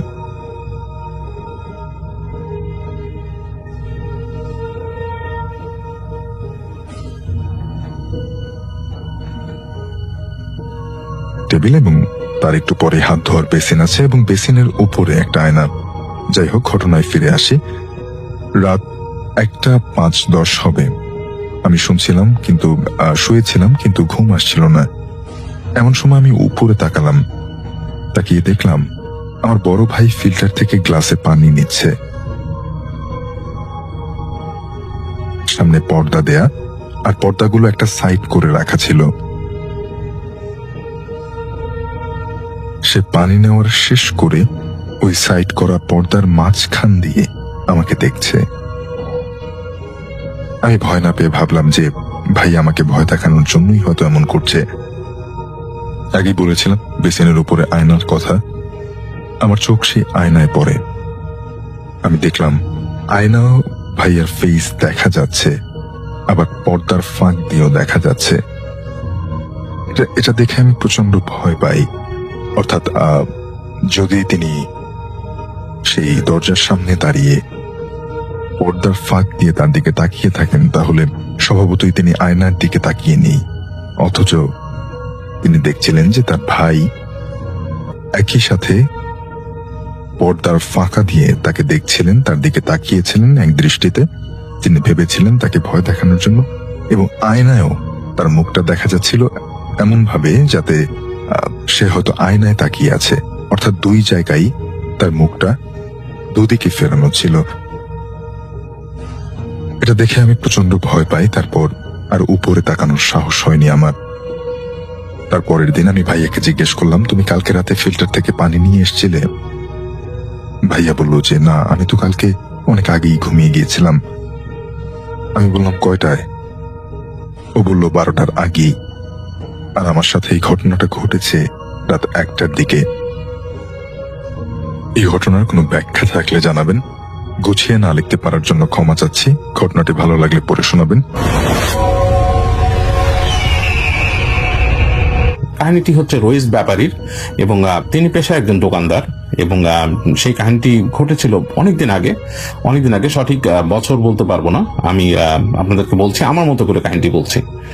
যাই হোক, রইস ব্যাপারী ছিলেন একটি ছোট্ট দোকানের মালিক। তার দোকানে চা, বিস্কিট, কেক এবং আরো অনেক কিছু পাওয়া যেত, এবং তিনি এই দোকানটি চালাতেন ঢাকা শহরেরই কোনো একটি এলাকায়, এবং তিনি দোকান খোলা রাখতেন বেশ রাত পর্যন্ত, কারণ অনেক স্বল্প আয়ের মানুষ ওনার দোকানে থেমে চা খেতেন এবং কেক খেতেন এবং অনেক কিছু, এবং তিনি পেশাটাকে খুব এনজয় করতেন, তার খুব ভালো লাগতো। তো যাই হোক, তো রইস ব্যাপারীর একটি বন্ধু ছিল। সেই বন্ধু ভ্যান চালাতো, 3 চাকার ভ্যান, এবং সেই 3 চাকার ভ্যান চালক যিনি ছিলেন তিনি প্রতিদিনই আসতেন, তার ওখানে চা নাস্তা খেতেন এবং চলে যেতেন। তো একদিন এরকমই একটি দিন, সেদিন হালকা হালকা বৃষ্টি পড়ছে এবং বেশ রাত হয়ে গেছে, রাত 9টা 9:30 বাজে। তো রইস ব্যাপারীর ওই দিন বেচা কেনাও কম, কাস্টমারও কম, এবং তিনি চিন্তা করছিলেন যে তিনি দোকানটা বন্ধ করে দেবেন খুব দ্রুত। অনেক রাত হয়ে গেছে, বৃষ্টি একবার একটু বাড়ছে, একটু কমছে, কাস্টমার নেই, কারণ এরকম টিপটিপ বৃষ্টির মধ্যে কাস্টমার থাকে না। তিনি অপেক্ষা করছিলেন তার বন্ধুর জন্য, যে তার বন্ধু সেই ভ্যান চালক যদি আসে, তার সাথে বা কিছুক্ষণ গল্প করে বা কথা বলে বা দোকান বন্ধ করতে করতে তিনি গল্প করবেন কিছুক্ষণ। মানে সবার ইচ্ছা থাকে বন্ধুদের সাথে একটু সময় কাটানোর। তো যেটা হয়, তিনি বসে থাকেন, অনেকক্ষণ হচ্ছে, বন্ধু আসে না, এবং এর মধ্যে রাতও বেড়ে চলছে। তো উনি দেখছেন যে একদমই মানুষের চলাফেরা কমে গিয়েছে রাস্তায়, এবং যেখানে ওনার দোকানটা ছিল সেটা একটা ঠিক মেন রাস্তা থেকে একটু ভেতরে, একটা গলির ভেতরে। তো যেটা হয় যে উনি বসে বসে অনেকক্ষণ সময় কাটান। এর মধ্যে ওনার সবচেয়ে বড় কথা হচ্ছে, ওনার দোকানের মধ্যে কিন্তু বিজলি বাতি ছিল না। উনি দোকান চালাতে হেরিকেনের আলোতে উনি দোকান চালাতেন, এবং এর মধ্যে উনি দেখছেন যে ওনার হেরিকেনের তেলও পুড়ছে, এবং উনি একসময় চিন্তা করেন, ঠিক আছে থাক, আর লাগবে না, আজকে আমি দোকান বন্ধ করে দিই। তো উনি সব প্রিপারেশন নেন, দোকানে টুকিটাকি গোছানো শুরু করেন, গুছিয়ে টুছিয়ে সবকিছু রেডি করেন। রেডি করে উনি ওনার ওই হ্যারিকেনটা নেন। হ্যারিকেনটা নিভিয়ে উনি দোকান থেকে বেরোবেন। ঠিক উনি ভেতর থেকে ঝাপগুলো বন্ধ করে একটা ছোট পকেট ডোর আছে সেটাতে বেরিয়ে যান উনি। যখন তিনি ঝাপ সব বন্ধ করেছেন, এই সময় উনি শুনলেন যে ওনার দোকানের সামনে থেকে পরিচিত গলায় কেউ ডাক দিল, রইস। তো উনি মানে খুব খুশি হয়ে ওঠেন, কারণ গলাটা হচ্ছে ওনার বন্ধু, সেই ভ্যান চালক বন্ধুর। কিন্তু একটু অস্বস্তিও ফিল করেন, কারণ বন্ধুর গলাটা কেমন জানি ওনার কাছে লাগলো, যে গলাটা খুব মানে আর কি খুব মানে সেই মানে বন্ধুত্ব মেশানো বা খুব লাইক ওয়ার্ম গলা না, মানে যেটা হয় বন্ধু যেভাবে ডাকে। তো তিনি বলে, হ্যাঁ দাঁড়া আসতেছি বলে উনি আসতে থেকে উনি ওনার বাকি টুকটাক যে 2-3 জিনিসটা রাখা রেখে উনি বেরোন দোকানের ঝাপটা লাগান। তো উনি যখন দোকানে ঝাপটা লাগান তখন উনি খেয়াল করেন বেশ একটা বাতাস ওনার গায়ে লাগে, এবং বেশ ঝাপটা বাতাস। এবং এই বাতাসটা উনি ভাবেন হয়তো মানে বেশ শীতল বাতাস, উনি কেঁপে ওঠেন একটু। উনি ভাবেন হয়তো বৃষ্টির জন্য হতে পারে। তো ওনার ছাতাটা ছিল দোকানের মানে ভেতরে, উনি এটা নিয়ে বের করে উনি ছাতাটা মেলে উনি সামনে তাকিয়ে দেখেন তার আলো অন্ধকারের মধ্যে, মানে রাস্তার আলো কিন্তু খুব একটা নেই, দূরে বাতি আর কি, স্ট্রিট ল্যাম্পের যে আলোটা সেটা দূরে। উনি খেয়াল করেন যে ওনার বন্ধুই সময় দাঁড়িয়ে আছে, এবং ওনার বন্ধু উনি চিনতে পারেন, ওনার বন্ধু দাঁড়িয়ে আছে, কিন্তু বন্ধুর গায়ে কোনো জামা নেই, গায়ে কোনো শার্ট নেই, এবং সে খালি গায়ে, লুঙ্গি পরা, এবং তার কাঁধে গামছা একটা ঝুলছে, ভেজা গামছা মেবি। এবং বন্ধু তাকে চেহারাটা দেখতে পাচ্ছেন না উনি বন্ধুর। তো বন্ধুকে উনি বলেন, কি রে তুই এরকম খালি গায়ে এখানে দাঁড়ায় আসছিস কেন? তো বন্ধু বলে যে আমি আসছি, তুই আমার সাথে চল, কাজ আছে। তো উনি বলে, কি কাজ আছে? বলে, কাজ আছে, চল আমার সাথে, আমার সাথে চ, আমার লগে ল। এরকম বলে তাকে হাঁটা দেয় বন্ধু, বলে হাঁটা দিয়েছে হন করে। তো উনি কিছুক্ষণ চিন্তা করেন, মানে দোটানায় পড়েন উনি, বলে উনি তারপর হাঁটা দেন বন্ধুর পিছনে, বলে এই তুই দাঁড়া, আমার ছাতি আছে তো, ছাতির নিচে আয়। কিন্তু বন্ধু কোনো কথার উত্তর দেয় না, সে হেঁটে চলছে। তো উনি কিন্তু বন্ধুর পিছে চলছেন, মানে তাল মানে সামনে রাখতে পারছেন না উনি, মানে আর কি মানে তাল মেলাতে পারছেন না বন্ধুর সাথে। বন্ধু হাঁটছে হন করে। উনি একটু অবাক হন, উনি ভাবে যে এরকম হাঁটছে কিভাবে কি। তো একবার ভাবে যে হ্যাঁ, বন্ধু তো হয়তো এমন হতে পারে ভ্যান চালায়, তার হয়তো হাঁটা অনেক ফাস্ট, তার তো কখনো হাঁটা হয়নি বন্ধুর সাথে। তো এইভাবে হাঁটছে উনি তাল মিলিয়ে রাখার চেষ্টা করছেন। বন্ধু বেশ এগিয়ে থাকছে ওনার থেকে, প্রায় 5-7 ফিট দূর পর্যন্ত এগিয়ে থাকছে সবসময়। তো উনি ছাতা মাথায় যাচ্ছে, বৃষ্টি হচ্ছে, পটপট করে বৃষ্টি পড়ছে ওনার ছাতার মধ্যে, এবং উনি হেঁটে চলছেন রাস্তার মধ্যে, ভেজা বিভিন্ন জায়গা, অলরেডি ওনার স্যান্ডেল মাখামাখি হয়ে গেছে পানিতে। তো উনি চলছে, তো উনি ওনার বন্ধুর নাম ধরে হেঁটে গলায় ডাক দেন, হ্যাঁ 2বার ডাক দেন, কিন্তু বন্ধু কোনো উত্তর দেন না, বন্ধু হেঁটেই চলছে। তো উনি একটু অস্বস্তি ফিল করেন যে বেটা তোর আমি ডাকতেছি, আমি তো গল্প করার জন্য তোর সাথে চাচ্ছি, তুই মানে কি ব্যাপার, কি কাজ আমার নিয়ে যাস। তো উনি আরো জোরে হাঁটার চেষ্টা করেন, কিন্তু হেঁটে বন্ধুর সাথে কুলাতে পারছেন না। তো যাই হোক, তো ওনার বন্ধু হেঁটে তাকে নিয়ে যান একটা জায়গায়, মানে তিনি খেয়াল করেন যে সেই জায়গাটা একটা বিশাল বড় হাসপাতাল ছিল, পুরনো হাসপাতাল। এবং সেই হাসপাতালের কাছে উনার এক সময় দোকান ছিল, মানে এর আগে উনি দোকান রাখতো। উনি জানতো যে ওই হাসপাতাল নিয়ে মানুষ অনেক অনেক কথা বলে। তো উনি একটু গাটা ছমছম করে ওঠে, কারণ উনি যখন ওখানে দোকান করতেন সেখানে উনি অনেক কথা শুনতেন।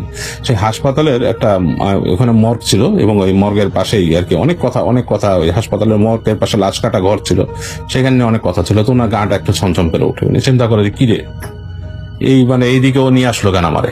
তো দেখে যে বন্ধু হেঁটে যাইতেছে, তো উনি বন্ধুরে আবার নাম ধরে ডাক দেয় 2বার। তো দেখে মানে বন্ধু কোনো উত্তর দিচ্ছে না। তো উনি আরো জোরে হেঁটে বন্ধুর কাছাকাছি যাওয়ার চেষ্টা করে, এবং দেখে যে বন্ধু ঠিকই ওই হাসপাতালের সাইডে যে গেটটা আছে, যেটা দিয়ে ওইখানে ও জানে যে যেখানে লাশ কাটা ঘর থাকে, সেদিকেই হেঁটে গেছে বন্ধুটা, ওদিক দিয়েই ঢুকে। তো উনিও সেই বন্ধুর সাথে সাথেই যায়, যে সে ওই দরজা যেটা আছে সেটা দিয়ে ওই বন্ধুর পিছে ঢুকে যায়। এবার উনি একটু চিন্তা করে যে কিরে ও হেঁটে কোন দিকে যাচ্ছে আমায় নিয়ে।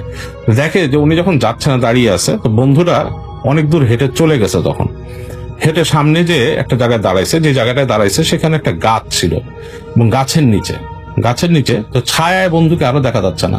ওখান থেকে বন্ধুর গলা শুনতেছে, আয় আয় এরকম বলতেছে। তো উনি আর কোনো কথা না বলে উনি আবার হাঁটা ধরে, উনি বন্ধুর দিকে হাঁটা ধরে। তো বন্ধুর দিকে হেঁটে যাচ্ছে, তো উনি কাছে আসতেছে, কিন্তু তো বেশ যখন হেঁটে কাছিয়ে যায়, তো বন্ধুর প্রায় কাছে চলে আসছে, উনি বুঝতে পারে যে এখানে বন্ধু দাঁড়ানো। তো যখন উনি কাছে চলে আসে, তখন হঠাৎ করে দেখে যে ওনার অন্ধকারের মধ্যে, ঠিক যখন কাছে চলে আসছে, ঠিক গাছের কাছে, হঠাৎ করে দেখে অন্ধকারের মধ্যে চোখ জ্বলে উঠছে, মানে চোখ দুটো জ্বলে উঠছে, লাইক বিড়াল, মানে বিড়ালের চোখ যেরকম অন্ধকারে জ্বলে, সেরকম ভাবে দুটো চোখ জ্বলে উঠছে। এবং মানে বন্ধু যে হা করছে, মুখের ভেতর থেকে দেখছে বন্ধুটা হা করছে এবং তার দাঁতগুলো দেখা যাচ্ছে, ওরা সাদা দাঁত, মানে সেই চোখের আলোতে দাঁত দেখা যাচ্ছে, এরকম অবস্থা। এবং উনি দেখে ওনার প্রথম কয়েক সেকেন্ড উনি কিছু বুঝতে পারেন, ওনার গায়ের লোম সব দাঁড়ায় যায়, একটা মানে 1 সেকেন্ডের মধ্যে ওনার একটা গুজবাম্প হয় এবং উনি কি করতে পারবে চিন্তা করেন, 1 সেকেন্ডের মধ্যে উনি ঝেড়ে দৌড় দেয় এবং দৌড় দিয়ে উনি দোয়া পড়তে থাকেন। তখন ওনার ওনার ওনার মাথায় কিছু আসে না, উনি দোয়া পড়তে থাকেন এবং মানে উনি রাস্তাও হারায় ফেলেন, ওনার ছাতি ঠিক মতো উনি হাতে নাই না কি আছে এরকম ওনার খেয়ালও নাই। উনি দৌড়াতে দৌড়াতে একটা সময় উনি দেখেন যে উনি যে দোকানের পাশ দিয়ে আসছেন, ওই দোকানের কাছে ওই ওনার দোকানের পাশ দিয়ে উনি পাস করে আসছিলেন। তো ওই দোকানের পাশে দেখতেছে জটলা মেরে 2-3 জন মানুষ দাঁড়ায় আছে। তো উনি দৌড় দিয়ে ভয় পেয়ে ওই লোকগুলাকে বলে, এই ভাই, যে ভাই শুনেন কি এখানে, আমি ভয় পেয়েছি, আমার দোকানের সামনে কি, মানে উনি উল্টাপাল্টা প্রলাপ বকতেছেন এরকম। তো 2-3 জন ডাকে ডেকে বলে, এই আপনি রইস ব্যাপারই নাকি? বলে, হ্যাঁ আপনারা খুঁজতেছি তো আমি। বলে, কি হয়েছে? আপনি চলেন আমাদের সাথে। কি হয়েছে? আপনার বন্ধু অ্যাক্সিডেন্ট করছে, মানে এখন মরে যাবো, যে যান যায় অবস্থা, চলেন। তো রইস খুব মানে অবাক হয়ে যায়, মানে সেই রইস ব্যাপারী মানে থতমত খেয়ে দাঁড়ায় যায় সেখানে, তার কিছু করার নেই। সে থতমত খেয়ে তো সেই লোকদেরকে বলে, ভাই আপনারা কারা? বলে যে আমরা ওইখানে কাজ করি স্ট্যান্ডে, আপনারা চলেন। বলে তাকে রইস ব্যাপারীকে নিয়ে ওখান থেকে হাঁটা দেয়। রইস ব্যাপারী বুঝতে পারেন যে এবার যারা যাচ্ছেন সাধারণ মানুষ, কারণ তারা কথা বলতেছে, ভাই আপনার বন্ধু অনেক ভালো মানুষ, বেচারা এরকম নিতে যায়, তারা ট্রাকে মারছে, মানে খুব আর কি। তো এই শুনতে শুনতে তখন সে যেতে থাকে তাদের সাথে এবং তার কাছে খুব খারাপ লাগতে থাকে। সেটা কি দেখলো, মানে তাকে দেখলো তার ফ্রেন্ড নিয়ে গেল, মানে সে কি তাহলে কারে দেখলো, তার বন্ধুই কি আসছিল তার কাছে, এরকম ভাবতেছে সে। তো হাঁটতে হাঁটতে তাকে ঠিক সেই হাসপাতালেই নিয়ে যায়, মর্গের ওই সাইড দিয়ে আবার নিয়ে যায়, ওখানে নিয়ে যায় মানে একটা জায়গায়, সেখানে আলো জ্বলছে, হালকা একটা ছোট পাওয়ারের আলো জ্বলছে এবং সেই বন্ধুরা বলে যে ভিতরে ওখানে একটা ছেলে মানে নার্স থাকে আর কি, তাকে বলে যে ওয়ার্ড বয় বা সামথিং, যে এরকম বলে যে এই তো মারা গেছে না, আপনারা যার কথা বলতেছেন মারা গেছে, এটা নিয়ে গেছে পিছনে, ওই পিছনে নিয়ে রাখছে, ওইটা মনে হয় ইসে নিয়ে যাবো, ওই যে ওখানে মর্গ আছে ওখানে নিয়ে যাবে, পরে সকালে পুলিশ টুলিশ আসলে এগুলার হবে, এটা নাই। তো আলটিমেটলি তাদেরকে আর আসলে ওই সময় দেখতে দেয় না, রাতের বেলা লাশটা দেখতে পারে না সে, কিন্তু সে তখন প্রচন্ড রকমের একটা ধাক্কা খায়, মানসিকভাবে ধাক্কা খায় এবং সে খুব মানে ভয়ও আছে, তার একটা ভয় মিশ্রিত ব্যাপারও আছে এবং মনের কষ্টও আছে, দুইটাই তার মধ্যে করে। কারণ তো সেই বন্ধুর সাথে সে অনেক গল্প করতো, অনেক স্মৃতি তার মনে পড়ে এবং সে খুব মন ভাঙত। ওই লোকগুলো বলে, ভাই মন ঠান্ডা হন, কারণ ও কিন্তু বেশি কিছু বলতে পারে নাই, আপনার নাম বলছে আর বলছে যে ওখানে দোকান, এতটুকু বলতে পারছিল, বেচারা অনেক আঘাত পাইছে মাথার মধ্যে। তো রইস ব্যাপারী এগুলো শুনে সে মনটা খুব খারাপ করে, তার কিছু করার থাকে না, সে মন খারাপ করে সে আস্তে আস্তে বাসায় চলে আসে। তো ওই দিন রাতে সে যখন ঘুমায়, সে এসে তার স্ত্রীকে এই ঘটনাটা বলে যে আমি না এরকম দেখছি। তার স্ত্রী বলে যে আল্লাহ বাঁচাইছে, আপনি কোথায় গেছেন, কি হয়েছে, আপনারা কে দেখা দিছে কে? তো উনি রাতের বেলা ওই দিন যখন ঘুমায়, রাতের বেলা খেতে ঘুমায়, তো উনার বাসাটা ছিল হচ্ছে টিনের বাসা, মানে বাসাটা টিনের এবং জানলা আছে, এরকম টিনের ঘর আর কি। উনি ঘুমায় আছেন, বৃষ্টি পড়তেছে রাতের বেলা, শব্দ পাচ্ছেন এবং ঘুমায় গেছেন উনি তখন অলরেডি। তো ঘুমের মধ্যে উনি শুনতেছেন যে উনার মাথার পাশে যে জানলাটা, ওটা কেউ নক করতেছে এবং একটা শব্দ, টক টক টক টক টক টক টক টক শব্দ। এবং তখন তিনি শুনলেন একটা গলার শব্দ, বলতেছে যে রইস, তার সেই বন্ধুর গলা। বলে যে তুই আমারে দেখা গেলি না রে, কি ব্যথা, এরকম একটা কথা তাকে বলে। এবং সে তখন প্রচন্ড লাফ দিয়ে ওঠে এবং সে ফার্স্টে মনে করছিল সে স্বপ্নে দেখছে, কিন্তু সে বুঝতে পারে সে কিন্তু স্বপ্নে দেখে নাই, সে রিয়ালিটিতেই সেই জিনিসগুলো শুনছে। এবং তার বউ উঠে পড়ে এবং বউকে বলে যে আমি এরকম স্বপ্নে দেখছি। এবং তার বউ তার মাথায় হাত বুলিয়ে দেয়, দোয়া টোয়া পড়ে দেয় এবং দোয়া পড়ে তাকে ফু দিয়ে দেয়। এবং পরদিন সকালবেলা সে তাড়াতাড়ি আবার সেইখানে যায় যে দেখার জন্য। এবং তখন অলরেডি তার নিয়ে গেছে, ওই ডেড বডি পুলিশের থেকে তার ফ্যামিলিরা নিয়ে গেছে এবং সে আসলে ওখানেই করতে পারে না। তো সে যায় পরে যে ফাইনালি ওই লোকের বের করে জানাজা কোথায় হচ্ছে এবং সে ওখানে যে জানাজা পড়ে এবং খুব দুঃখ প্রকাশ করে। তো রইস অনেকদিন ভয় পেতেন দোকানদারি করতে, এরপরে রাতে বেশিক্ষণ থাকতেন না, কারণ তার কেন জানি মনে হতো যে তার বন্ধু তার আশেপাশে ঘোরাঘুরি করে। তার কাছে এটা প্রায়ই মনে হতো, এবং তিনি প্রায় বলতো যে আমি প্রায় মনে হতো যে আমার ফ্রেন্ড এসে বসে আছে এখানে, এবং আমি ঠিক ও যেরকম আচরণ করতো, ও আসলে যেরকম হেঁটে যে এখানে বেঞ্চিতে বসতো, ওইদিকে বসতো, এরকম আমি ঠিক বুঝ পেতাম যে কোনো একজন মানুষ এখানে বসে আছে, এবং আমি এর জন্য দোকানটা তাড়াতাড়ি বন্ধ করে দিতাম, আমি আর থাকতাম না ওইখানে। তো এই ছিল রইস ব্যাপারীর কাহিনী, আপনাদের সাথে শেয়ার করলাম। তো যার ঘটনা শেয়ার করব বা যার ঘটনা বলবো তার নাম হচ্ছে সোহাগ। তার ফ্যামিলিতে দুইটা ছেলে ছিল এবং তার ওয়াইফ আর 2 ছেলে থাকতো গ্রামের বাড়িতে। তো ঘটনার ওই সময়টায় অনেকদিন আগের কথা, এবং এটা 1985-এর দিকে হবে। তখন তিনি থাকতেন ঢাকায় একটা মেসে কয়েকজন বন্ধু বান্ধবের সাথে, এবং ফ্যামিলির সবাই থাকতো গ্রামের বাড়িতে। তো ছুটি পেলেই তিনি গ্রামের বাড়িতে যেত, অথবা ঈদের সময় গ্রামের বাড়িতে যেত, সেটা কোনো মিস নাই। আবার ধান কাটার মৌসুম আসলেও তাকে যেতে হতো। তার বড় ছেলে পড়তো তখন ক্লাস 6-এ, আর ছোট ছেলে পড়তো ক্লাস 2-তে গ্রামের স্কুলে। তো বলতে গেলে সুখী পরিবার, কোনো ধরনের ঝামেলা নাই, কেউ কোনো ঝামেলা করেনি তাদের মধ্যে, এবং কেউ কখনো এই ওনাদের ফ্যামিলির ভেতরে আসতেও পারেনি। তিনি ঢাকাতে গাড়ি চালাতেন, এবং এই গাড়িটা কিনেছিলেন তিনি তার পৈতৃক সম্পত্তি বিক্রি করবার পরে। তো সেটা মাইক্রোবাস চালাতো। তখন টয়োটা লাইট এস-এর এই মাইক্রোবাসটা 1980 মডেলের ছিল, এবং ওই সময় তিনি গাড়িটা কিনেছিলেন। তো কয়েক বছর মিডল ইস্টে থাকার পরে কিছু টাকা জমিয়ে এইসব মিলিয়ে আর কি তার একটা গাড়ি কেনা হয় আর কি। তো রেগুলার তার ডিউটি থাকতো ঢাকার কোনো একটা ইন্ডাস্ট্রি ওই লোকের সাথে। বিদেশি বায়ার আসলে তিনি এরকম ঢাকার বাইরে নিয়ে যেত। তো সেবার একটা কল আসে এবং একটা বায়ার আসছে। তো এত কল বলতে হচ্ছে এইটা অনেকদিন আগের কথা, এবং তখন কন্ট্যাক্ট বলতে গেলে কিছুই না। এবং তার এই যে রেন্টেকারের ইয়াটা, মানে উনি যখন দিয়ে রাখতেন, এটা হচ্ছে মিরপুরেই কোনো একটা জায়গায় তিনি রেন্টেকারের ব্যবসা করতেন, এবং কয়েকজনের সাথে তার কন্ট্যাক্ট ছিল। যখন এরকম কেউ নিয়ে যাবে ঢাকার বাইরে তখন কন্ট্যাক্ট করতো, কিন্তু এইটা তার ফিক্সড কল ছিল। তো তাকে কল দেওয়া হয় যে এরকম ভাবে আসো, তোমাকে নিয়ে যাবো আমি। কোথায় যাওয়া হবে? সাতক্ষীরাতে। তো তিনি পরিপাটি হয়ে ভোরেই তেল গাড়িতে ভরে পৌঁছে যান যেই লোক যাবে তার বাসার নিচে। তো সেখান থেকে পিক করতেন ফরেনারকে, গুলশান থেকে ফরেনারকে পিক করে তিনি রওনা দিয়ে দেন, এবং পৌঁছে যান রাত 9টা নাগাদ সাতক্ষীরা। তো এতটা ইজি ছিল না পথ, রাস্তা অত ভালো ছিল না, কিন্তু নতুন নতুন রাস্তা হয়েছিল তখনও কিছু জায়গায়। তো সব মিলিয়ে আর কি পৌঁছে যায় রাত্রে 9:30 9:30 মধ্যে। তো পৌঁছাবার পর জানতে পারেন যে ফরেনার এখান থেকে, মানে ঢাকা থেকে এসে সে 4 দিন থাকবে সাতক্ষীরাতে। ওই ফ্যাক্টরির ভেতরে থাকার জায়গা আছে। তো যেহেতু থাকবেন, উনি আবার 2 দিন পরেই ঢাকা থেকে কক্সবাজার একটা ট্রিপ নিয়েছে, এবং সেটা তার খুব ঘনিষ্ঠ বন্ধু, সেটাতে যেতেই হবে তাকে। আর সেটা সে বেশ ভালো টাকা পাবে। আর ওনারাও জানায় যে 4 দিন থাকতে হবে তার সাথে, কিন্তু এই 4 দিন থাকার বদলে যে পেমেন্ট করবে সেটা খুব আহামরি না। তো যেহেতু নামিয়ে দিয়েছে, এটা দিয়ে তিনি চলে যেতে চাইলেন।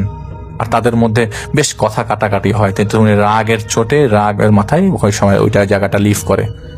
তো গাড়িতে আবার তেল ভরে তিনি রওনা দেন।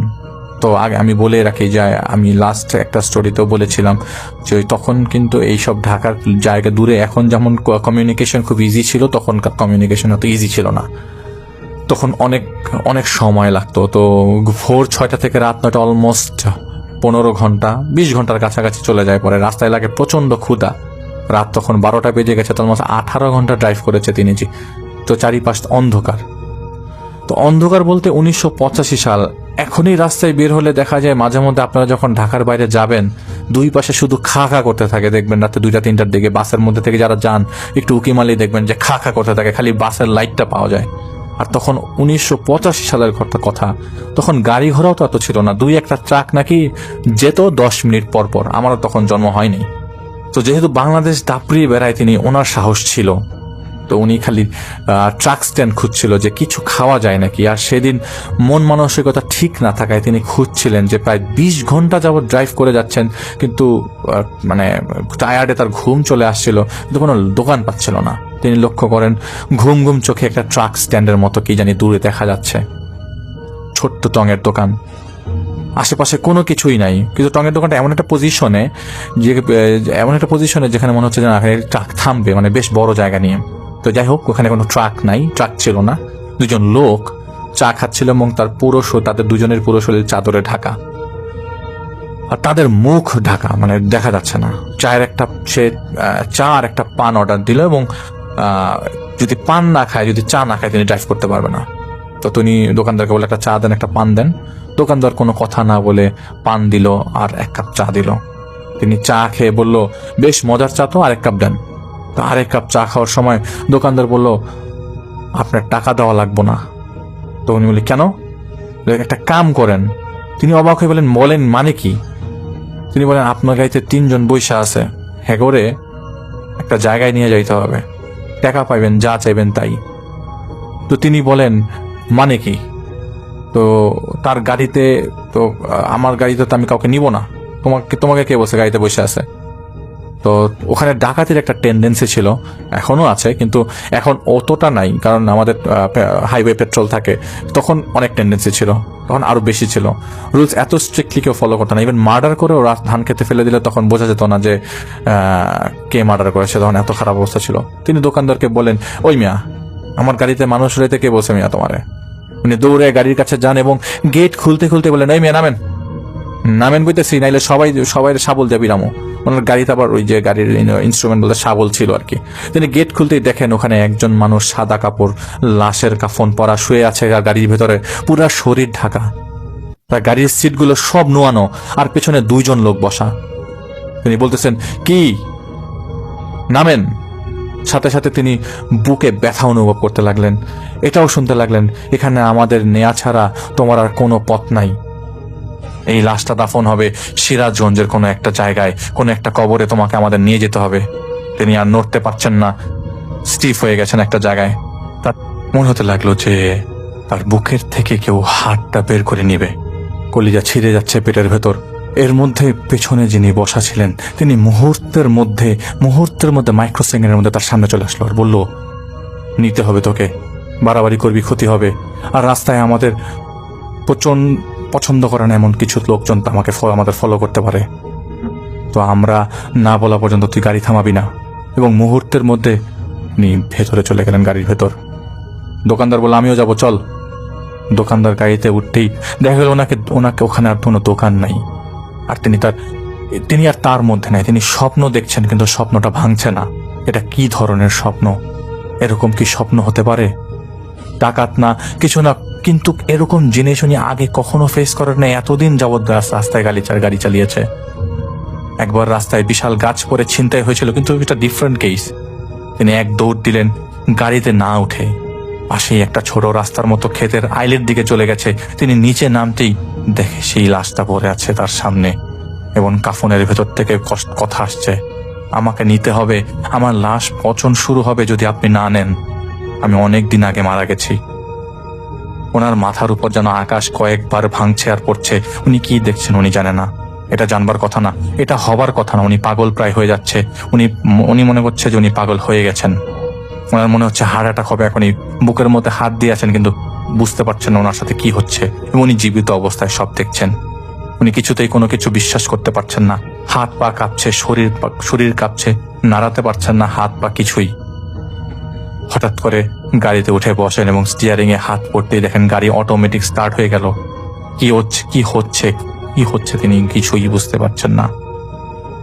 গাড়ি স্টার্ট দিলেন, চালাচ্ছে, গাড়ি রাস্তা দিয়ে চলছে, এবং আপনার পেছনে যদি এমন কেউ বসে আছে যা মানুষের দুনিয়াতে পড়ে না, আপনি কি ফিল করবেন? মরা বাড়িতে যে আতরের গন্ধ আসে, সেটা গাড়ির পেছন থেকে আসছে। পাশে কিছুক্ষণ পরপর ওই দোকানদার যায় আসে, দেখা যায় 10 মিনিট পরপর আবার আসে, আবার 10 মিনিট পরপর চলে যায়। কি হচ্ছে কিছুই তার মাথায় আসছে না। তিনি খালি এক্সেলেটারে পাড়া দিয়ে আছে। কোথায় আছে তিনি জানেন না। রাস্তা ভুলে গেছেন, কিন্তু পেছন থেকে ডিরেকশন আসছে, ডান দিকে যা, বাম দিকে যা। এইটা কোথায় তিনি জানেন না, আগে তিনি আসেন নাই। হঠাৎ একটা শব্দ আসলো আর বলল, বায়ে ঢুকে যা। একটা সরু রাস্তা, এটা কোথায় তিনি জানেন না। কিন্তু প্রায় 3 ঘন্টা চালানোর পর ফজরের আজান আসছে। রাত তখন 5:30 মতো। রাত অনেক বড়। সেবার রমজান হয়েছিল মে জুনের দিকে, অগাস্টের দিকে হয়েছিল কুরবানি ঈদ। আর যে সময়ের ঘটনা, সে সময় প্রচন্ড শীত। তার কাছে মনে হচ্ছিল তার পেছনে কে জানি ফলো করছে, এবং অনেকগুলা মানুষের মতো অবয়ব পেছনে ফলো করছে। লুকিং গ্লাসে দেখা যাচ্ছে না, কিন্তু মনে হচ্ছে না তাকে অনেক জোরে গাড়ি চালাতে হবে। তিনি শরীরে আর কিছু ফিল করতে পারছিল না। এদিকে গাড়িতে একটা ডেড বডি না অন্য কিছু, এটা তিনি নিজেও জানেন না। আর এটা কি সুপার ন্যাচারাল কন্ডিশন নাকি মানুষের কি কাহিনী, কয়েকজন মানুষের অবয়ব ওদের ভেতর হাত দিয়ে ভেদ করে যায় এরকম অবস্থা। উনি ওই গলি দিয়ে ঢুকেই দুই পাশে শত শত মানুষের অবয়ব দেখতে পেলেন। কেমন জানি তার ভয় করছে, তার অবস্থা খুবই খারাপ, হার্ট অ্যাটাক করে মারা যাচ্ছে না তো। উনি বলেছিলেন যে তার ভয় করতেছে, কই নিয়ে আসছে আমারে। তো তিনি ওনাদেরকে বললেন, দেখেন আমারে ছাইড়ে দেন, আমার বউ বাচ্চা আছে, আমার কোনো ক্ষতি করেন না। তারা বলল, তুই আমাদের মেহমান, এখানে একজন মারা গেছে, তুই আমাদের নিয়ে আসছস, তোর ক্ষতি করবো আমরা? এটা রাখ, এটা দিছি, তুই খুশি হয়ে যা, আমার তোরে খুশি হয়ে দিছি, রাখ এটা। একটা খাম, বললো খামটা পরে খুলবি, এখন খুলবি না। আর তুই চাইলে জানাজা পড়ে যেতে পারস, তুই চাইলে জানাজা নাও পড়তে পারস, এটা তোর ইচ্ছা। এটা অন্য একজন মানুষ বলছে তাকে। গাড়িতে যারা ছিল তারা নাই, তারা গাড়ি থেকে নেমে গেছে এবং লাশ নিয়ে লোকজনের ভিড়ে মনে ছিল তার গাড়িটাকে দুমড়ে মুচড়ে ফেলবে, কিন্তু ওই মুহূর্তে অবয়ব ছাড়া তিনি আর কিছুই দেখতে পাচ্ছিলেন না। আর ওই মুহূর্তে ফজরের আজান হচ্ছে, তার চোখের সামনে থেকে আস্তে আস্তে সব কেমন খা খা করে খালি হয়ে গেল। আর এই আজানটা ডিফারেন্ট আজান, এই আজানটা কেমন আলাদা আজান, আলাদা কথা। আজানের আসল কথা শুনে বোঝা যাচ্ছে না, বোঝা যাচ্ছে যে এটা একটা আজান, কিন্তু ওই আজানের কথা এটা না। কিন্তু দৌড়ে গাড়িতে উঠেন, গাড়িতে স্টার্ট দিয়ে ব্যাক করে যাচ্ছে, যাচ্ছে তো যাচ্ছে, ব্যাকে দিয়েই যাচ্ছে। একটা সময় কোনো শেষ পাচ্ছে না, যখন গাড়িটা ফ্রন্ট গিয়ারে দিয়ে আগানো শুরু করলো, তখন ঘুরে ফিরে সেখানেই বারবার চলে আসছে। সকালও হচ্ছে না, মানে সকালের দিকে একটু আভা থাকার কথা, কিন্তু কিসের কি কোনো আভা নাই। এটা কোন এলাকা, কোনো মানুষ নাই, গ্রামের মানুষ এতক্ষণে তো বের হয়ে যাওয়ার কথা। তিনি দেখলেন যেখান থেকে শুরু করেছেন সেখানে তিনি আবার ফেরত এসেছেন। সেই দোকানদার আসলো, বলল, তুই জানালাটা না পড়ে গেলে ছুটতে পারবি না, জানালাটা পইরা যা। তিনি গাড়ি থামিয়ে নামতে একটা কর্নার থেকে বেশ আলো পাচ্ছিলেন, অনেক অনেক আলো, ডিফারেন্ট কিসিমের আলো, না কুপি না হেজা, সাদা ধবধব আলো। সেখানে কাতারে কাতারে মানুষ দাঁড়ানো, এত মানুষ কোত্থেকে, হাজারে হাজারে মানুষের মতো অবয়ব। তিনি জানাজা পড়লেন, বুঝা গেল এটা জানাজা হচ্ছে। জানাজাতে আল্লাহু আকবার এত মধুর সুরে ডাকা, তিনি পরেই মানে মানে মানে ভুলে যাচ্ছেন যেখানে থেকে যাব কিনা। একটু পরে যখন তার হুশ আসে, জানাজা শেষ, তিনি দৌড়ে গাড়ি স্টার্ট দেন এবং সেখান থেকে বের হয়ে মেইন রোডের দিকে চলে আসেন। গাড়ি চালাতে পারছিলেন না কিছুতেই। পরে কখন তিনি ঘুমিয়ে যান তিনি নিজেও জানে না। ঘুম থেকে উঠে দেখেন তিনি সত্যি সত্যি সিরাজগঞ্জের কোনো একটা জায়গায় চলে আসছেন, এবং তিনি বলতেও পারে না। তবে যে রাস্তা ধরে এসেছে সেটা সিরাজগঞ্জের রাস্তা পড়ে না। তিনি এর আগেও ঢাকা থেকে কয়েকবার সিরাজগঞ্জে গিয়েছেন, কিন্তু এরকম রাস্তা দিয়ে কখনো যায় নাই। তো যেহেতু সেদিবার সাতক্ষীরা থেকে সিরাজগঞ্জের রাস্তা ছিল, কিন্তু এরকম রাস্তা তিনি আগে কখনো মুভ করে নাই আর কি। পরে তিনি ঢাকাতে আসেন এবং বেশ কিছুদিন তার কাশি এবং জ্বর ছিল, যেটা প্রায় 1 মাস তাকে ভোগায়। তার গ্রামের বাড়ি ফেনীতে। সেখানে তার বউ বাচ্চাকে নিয়ে তিনি না জানিয়ে তিনি এক মৌলবীর সাথে দেখা করেন। তিনি বলেন যে কোনো জিন হয়তো মারা গেছিল, তাদেরকে কোনো এক জায়গায় নামিয়ে দেওয়ার জন্যই তাকে নেওয়া। সব জিন এক জায়গা থেকে আরেক জায়গায় তুরির মতো যেতে পারে না, জিনদের অনেকগুলো পার্ট আছে। এর মধ্যে তাকে যে জিনরা ধরেছিল, সেখানে ইফরিত জিন ছিল, কয়েকজন ভালো ইফরিত জিন ছিল যারা তাকে ধরেছিল এবং এরকম তার সাথে কনভারসেশনে গিয়েছিল। তো অনেকদিন গাড়ি তিনি ভাড়ায় চালিয়েছিল এর ঘটনার পরে 1992 সাল থেকে তিনি আবার গাড়ি চালানো শুরু করেন। তো এর পরে 2000 সালের পরে তিনি আর গাড়িটা চালান না। তো এই গাড়িটা পুরান হয়ে যাবে, বিক্রি করে দেওয়া হয়। তো ঘটনার মাঝখানে যে ঘটনাটা আমরা শেয়ার করছিলাম, যে একটা খামের কথা, সেই খামের ছবি তিনি আমাদের দেবেন, উনি আমাদেরকে আশ্বাস দিয়েছেন। এবং সেই খামের মধ্যে তখনকার সময়ের 11,000 টাকা ছিল।